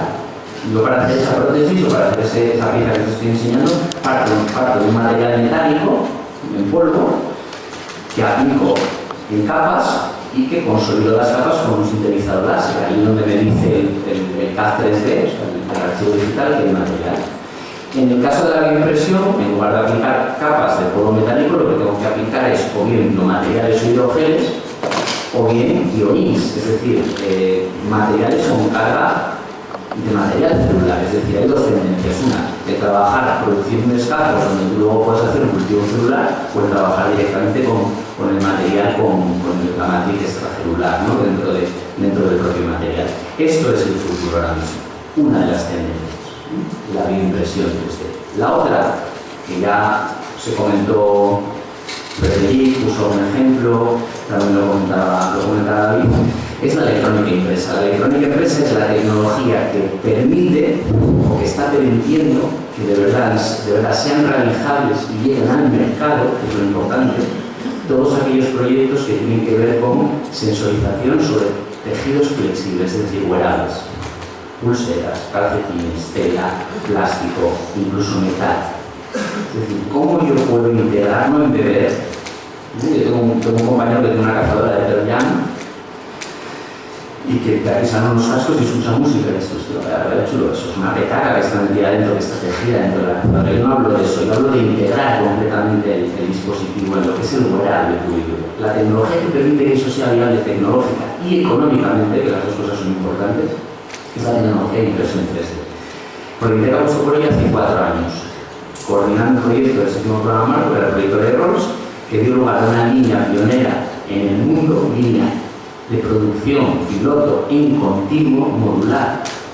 En continuo significa una cosa, que ya no es que sea solo viable tecnológicamente, sino que lo es también económicamente lo que desarrolláis aquí.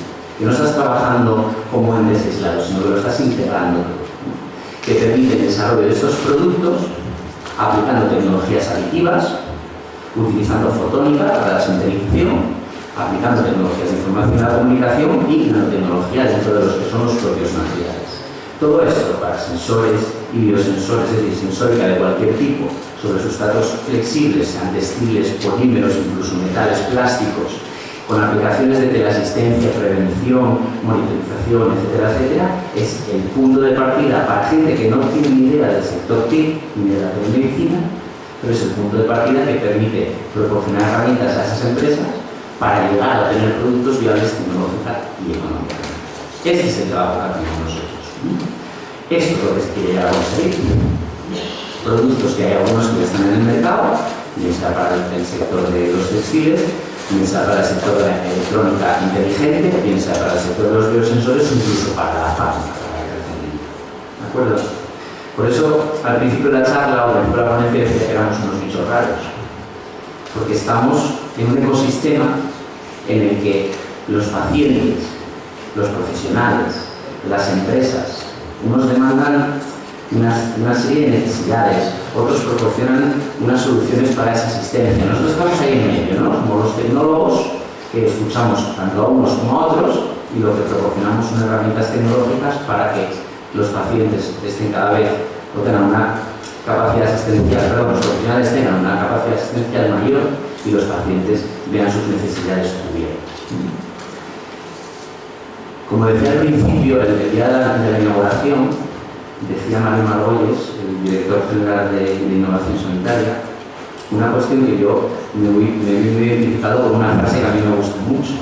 Es decir, la ciencia se nos llena la boca de ciencia, tecnología, etcétera, etcétera. Bueno, pues yo he adaptado también, como ha hecho David antes, con una frase de Albert Einstein, una frase de Leonardo da Vinci que decía que la ciencia más útil es aquella cuyo fruto es el más comunicable o aplicable, como me gusta llamarlo a mí. Muchas gracias.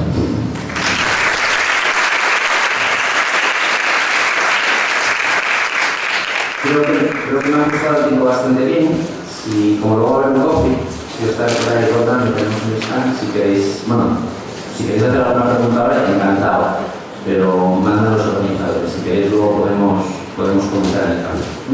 Lo digo porque estamos por ahí ya. ¿Sí?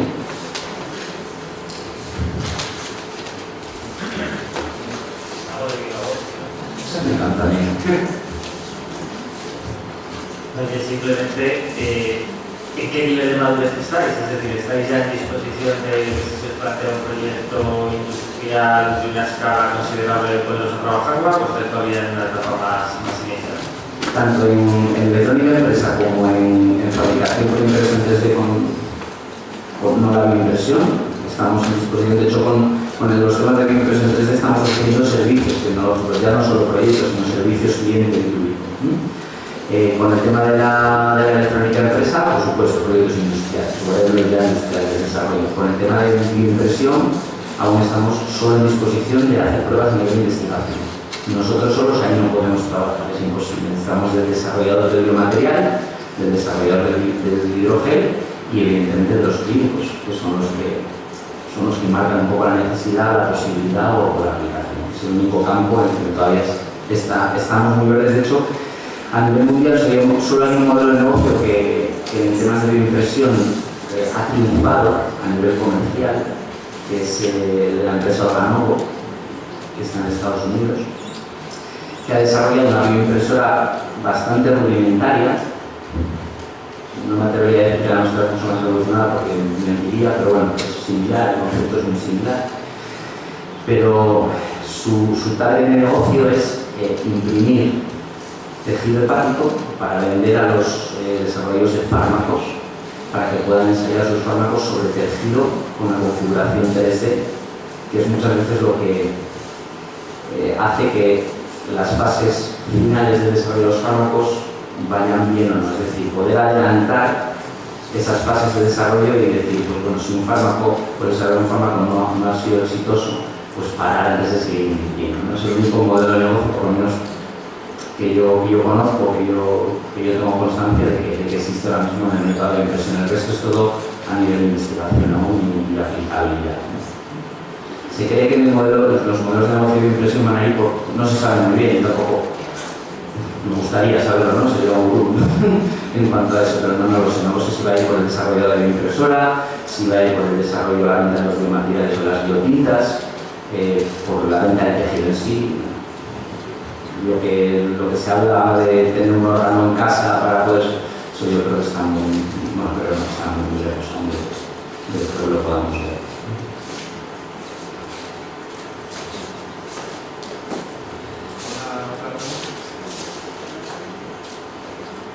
Bueno, pues muchas gracias.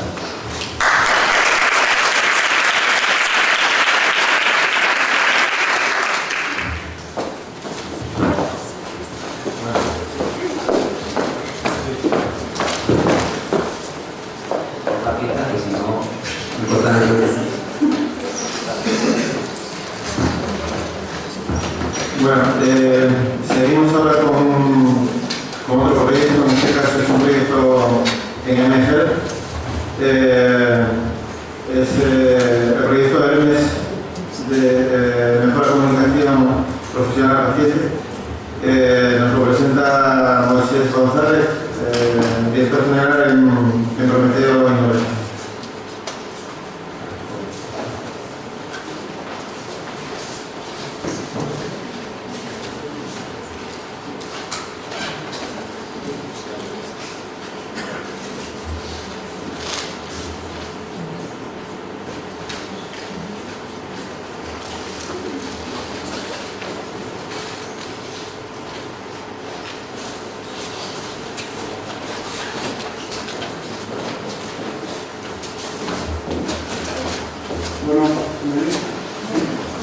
Buenas tardes a todos. Bueno, lógicamente, como siempre se hacen estos eventos, pues lo primero, dar las gracias a la organización por haberme dejado unos 30 minutos, que es lo que vamos a tener para contaros lo que hacemos, y por supuesto gracias a ustedes por el tiempo que me van a escuchar. No sé si escuchar o aguantar. Tengo que cargar una presentación. Ahí.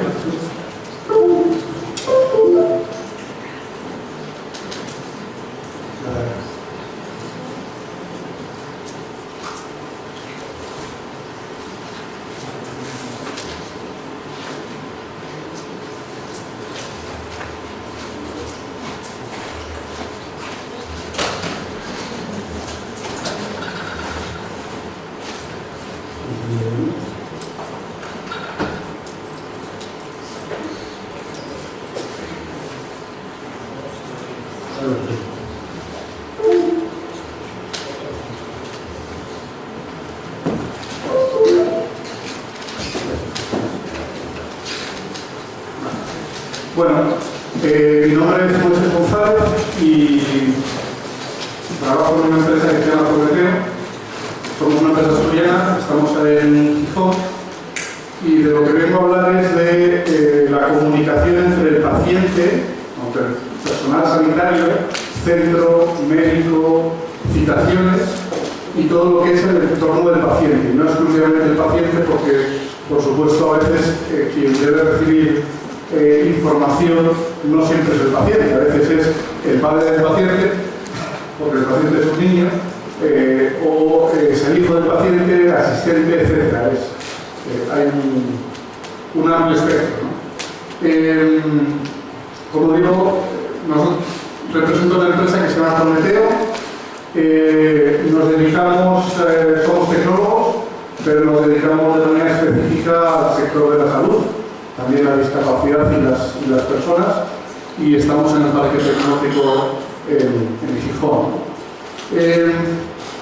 Voy a hablar de una serie de cuestiones. Voy a tratar de ir desde el aspecto general, es decir, desde el problema de la comunicación y los medios de comunicación, cómo se produce la comunicación y lo que a nuestro modo de ver, con la experiencia que tenemos, que es la que es, de una empresa externa a los prestadores del servicio, pero una empresa que tiene clientes y que de alguna manera conoce desde fuera ese mundo, el mundo sanitario, en este caso de las situaciones, ¿vale?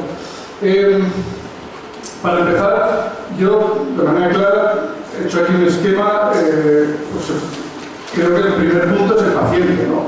Cuando decíamos paciente, en un sentido amplio, y el paciente tiene de alguna manera una percepción, unas expectativas respecto a todo lo que tiene que ver con la salud, no solo, muy importante por supuesto, desde la perspectiva puramente sanitaria, pero no solo desde esa perspectiva, también un paciente valora el servicio que le da, valora el trato que le da el médico, la paciencia, la confianza, sobre todo cuando nos encontramos en una situación en la que el motivo de la consulta pues es un tema delicado y que puede tener riesgo.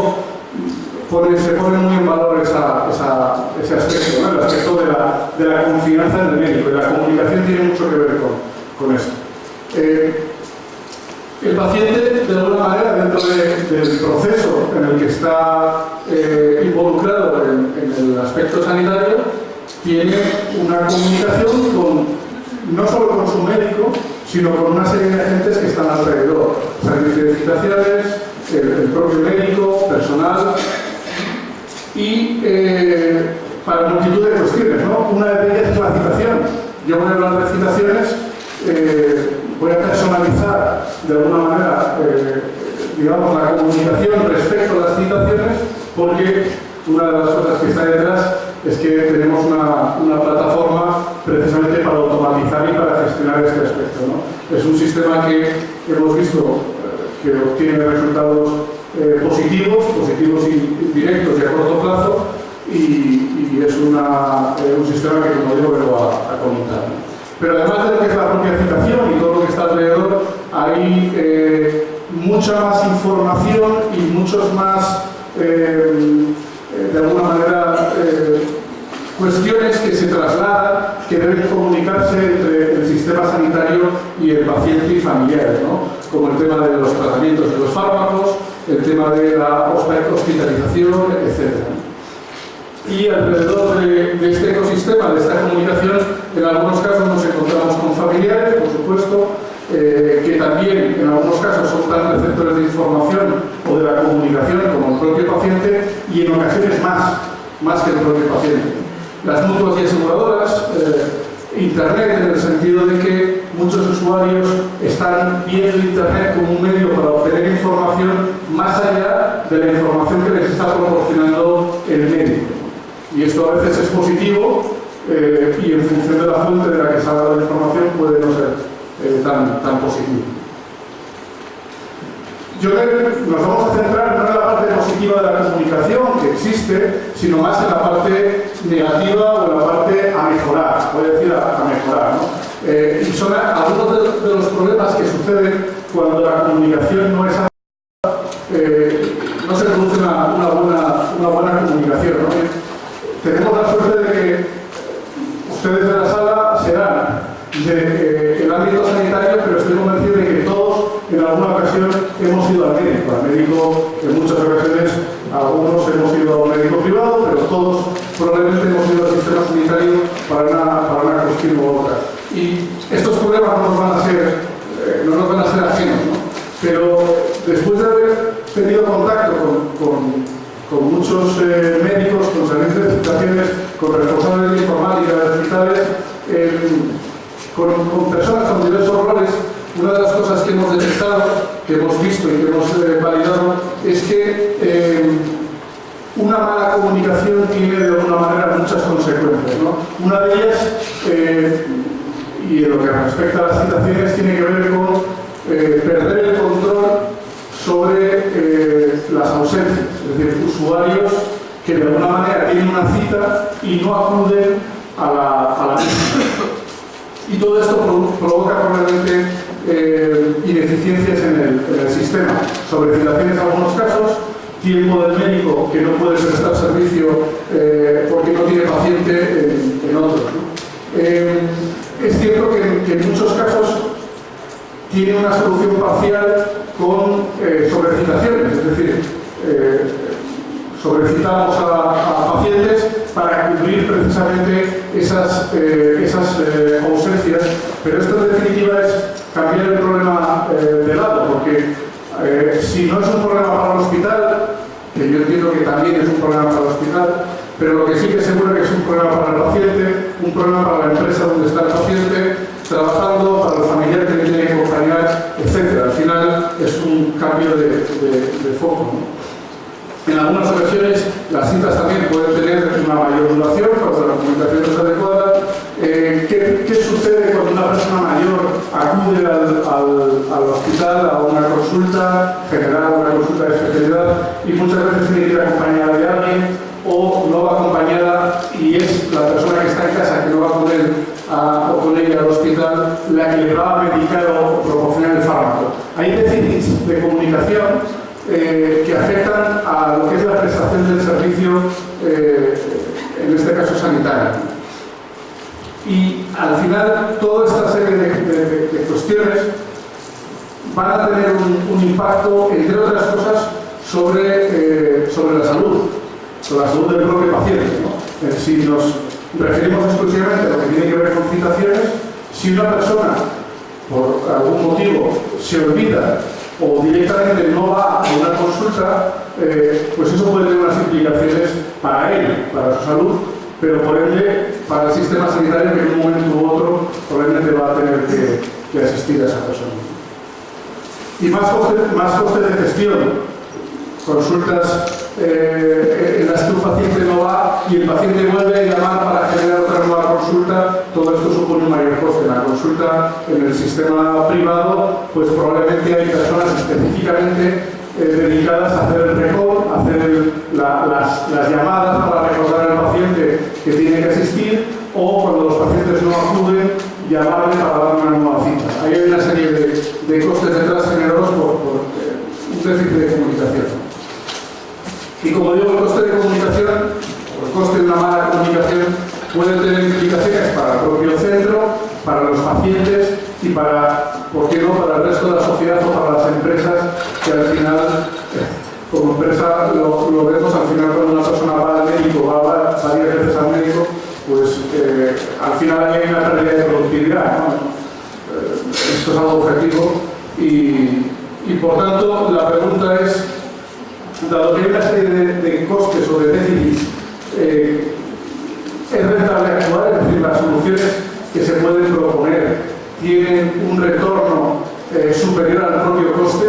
Nosotros no solo queremos, sino que hemos hecho varios proyectos en los que hemos demostrado un retorno entre 6 y 12 meses.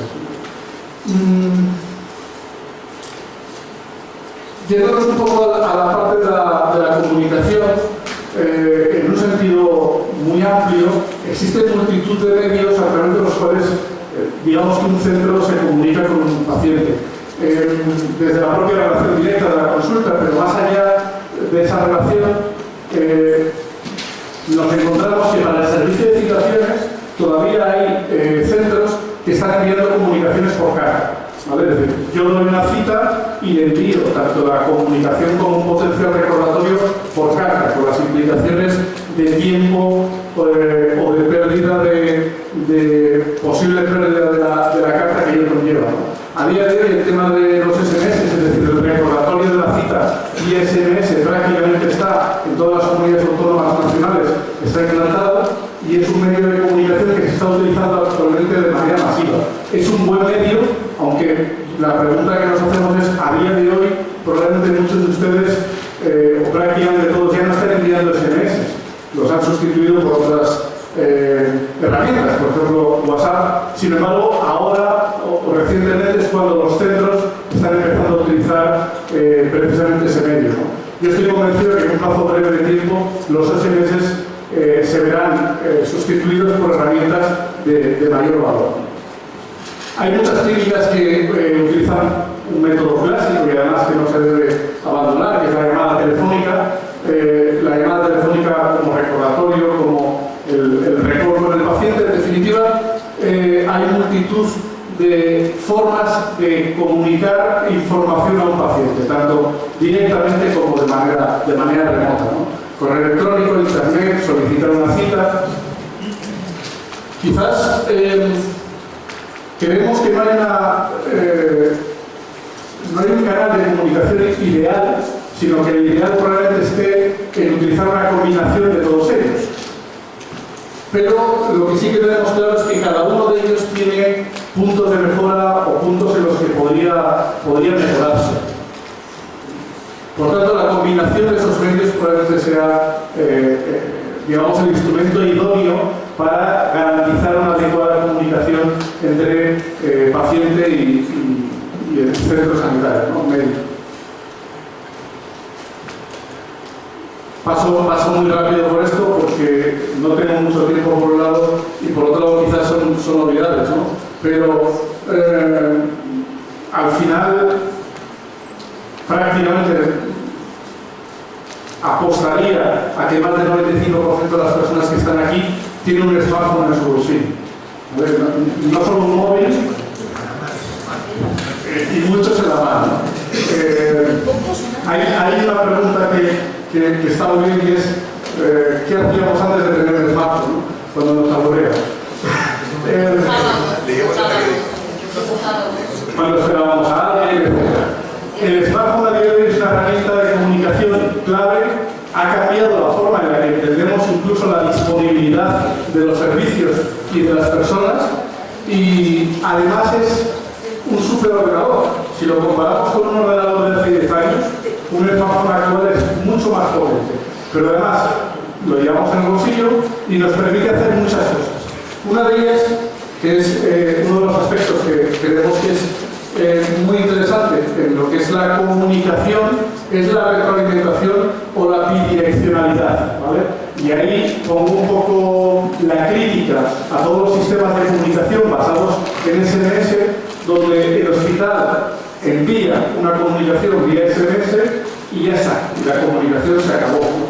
Y realmente una de las ventajas importantes que proporciona un smartphone es precisamente la capacidad de retorno, ¿no? La capacidad de que el paciente tenga y diga, pues voy a la cita, o no voy a ir, o el día antes me doy cuenta de que no voy a ir y de manera muy rápida puedo decir, no voy a ir.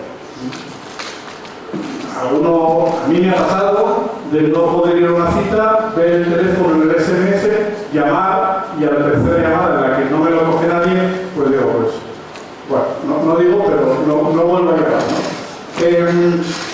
Qué fácil sería quizás darle un botoncito y decir, bueno, pues no puedo ir, necesito otra cita, el hospital ya tiene información de esta cuestión y de alguna manera todos están contentos, ¿no? Yo lo hago de manera inmediata. Por tanto, el smartphone, al final, a día de hoy, es una herramienta, no voy a decir indispensable, pero casi. Se ha convertido en muy indispensable para muchos de nosotros, ¿no?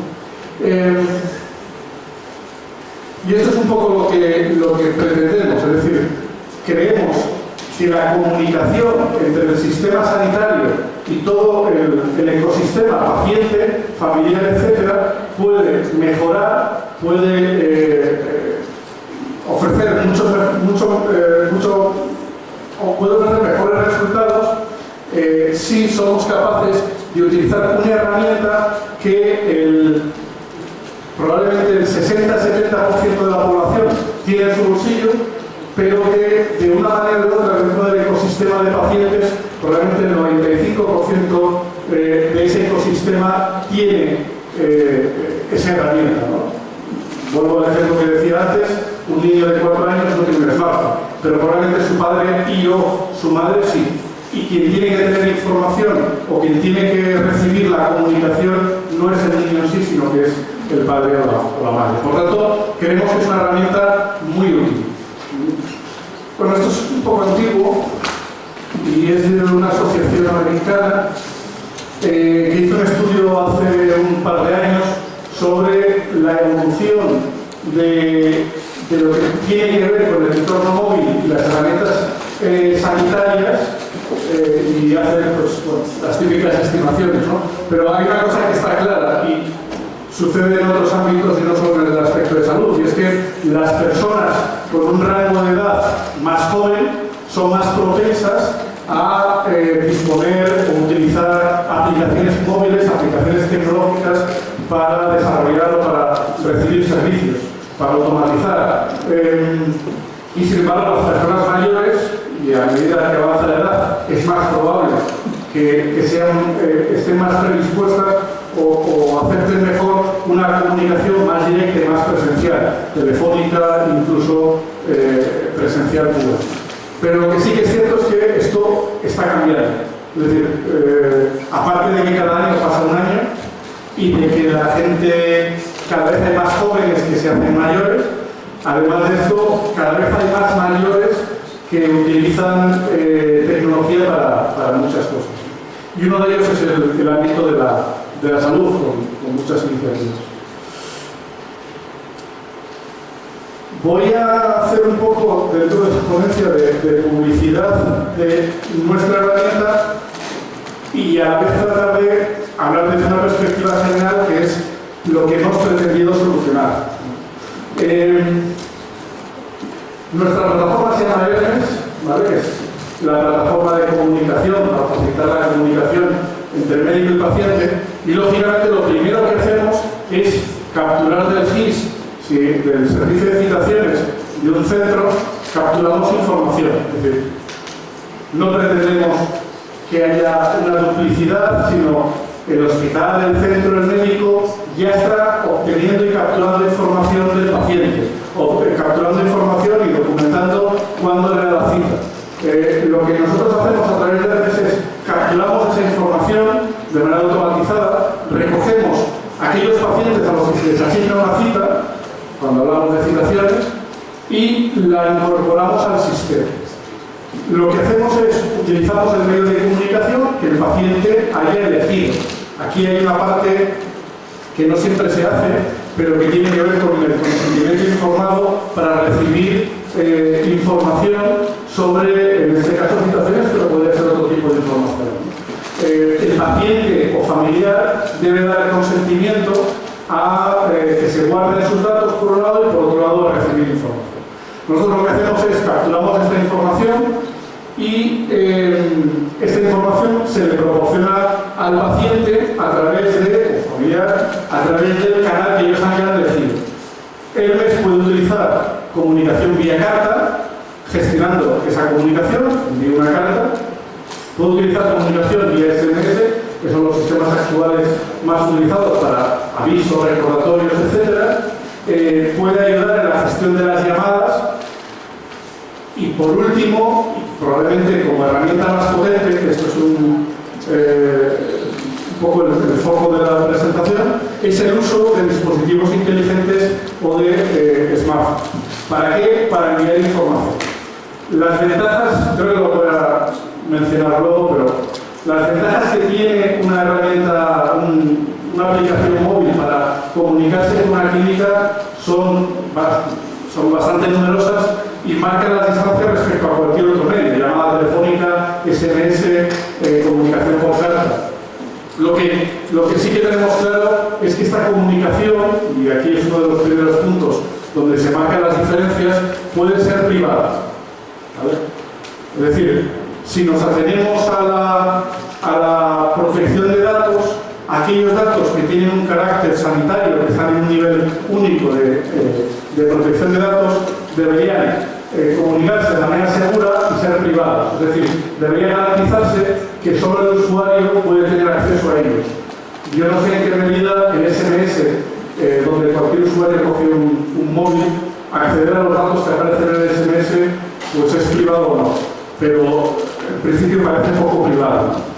En contraposición, herramientas móviles permiten acceder a datos exclusivamente mediante usuario y contraseña. Hay una cosa clara, muchos de ustedes, yo soy uno de ellos, hago transferencias a través del smartphone, ¿no? Me conecto al banco y de alguna manera intercambio información que para mí es sensible, que es todo lo que tiene que ver con información bancaria. Como me va quedando poco tiempo, voy a ir acelerando y me voy a centrar en lo que creo que es más importante.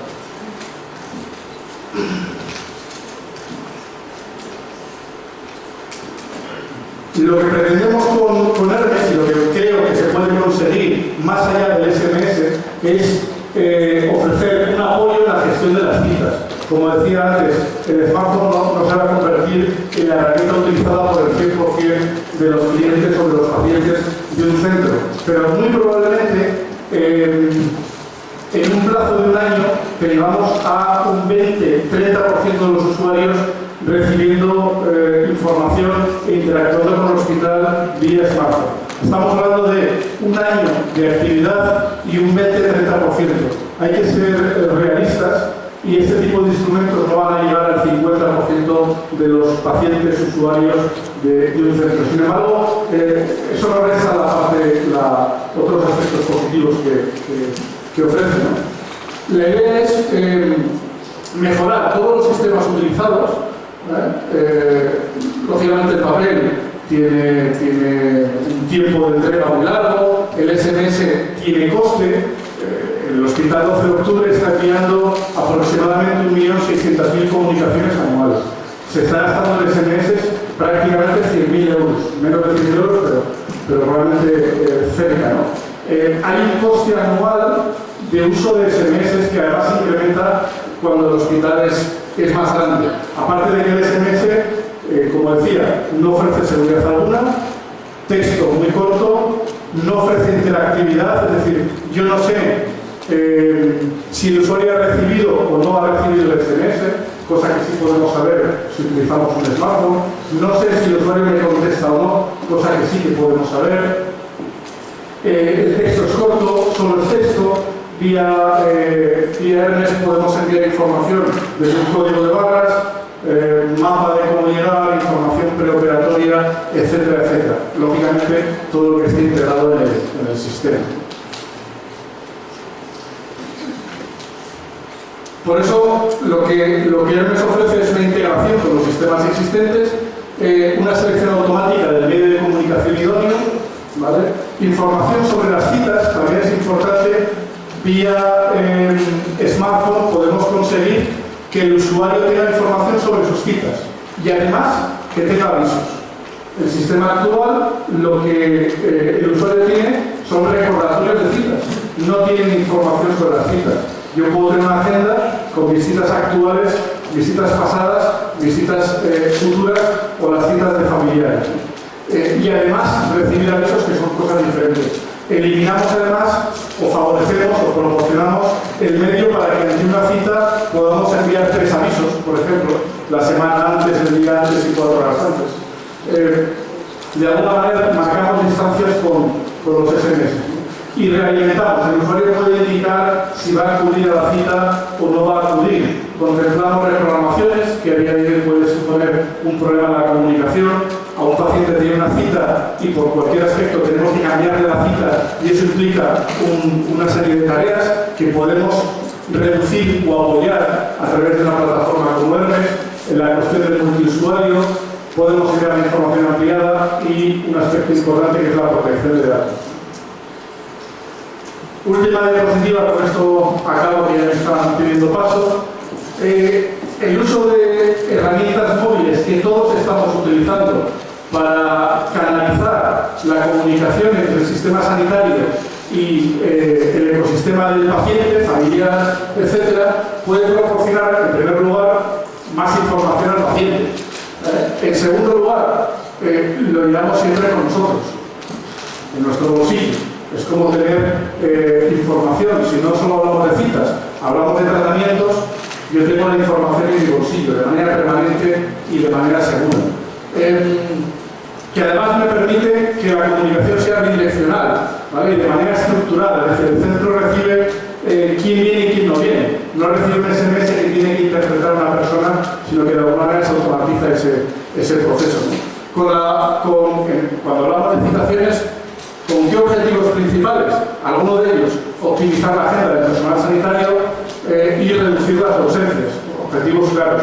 Pero también reducir los costes, reducir los errores en el tratamiento, cuando hablamos de tratamiento.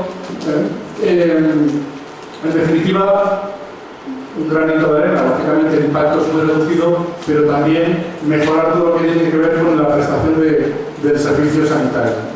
Y por supuesto la reducción de costes. Mayor valor percibido para los clientes. Con esto prácticamente acabo, para dejar sin huecos, si es posible, alguna pregunta.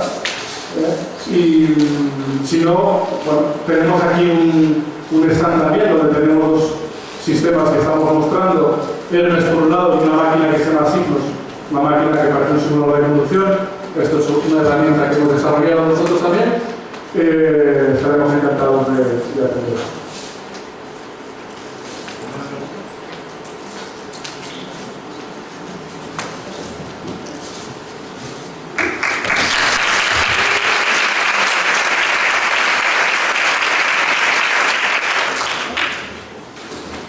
Bueno, pues nada, vamos a hacer un descanso para un café.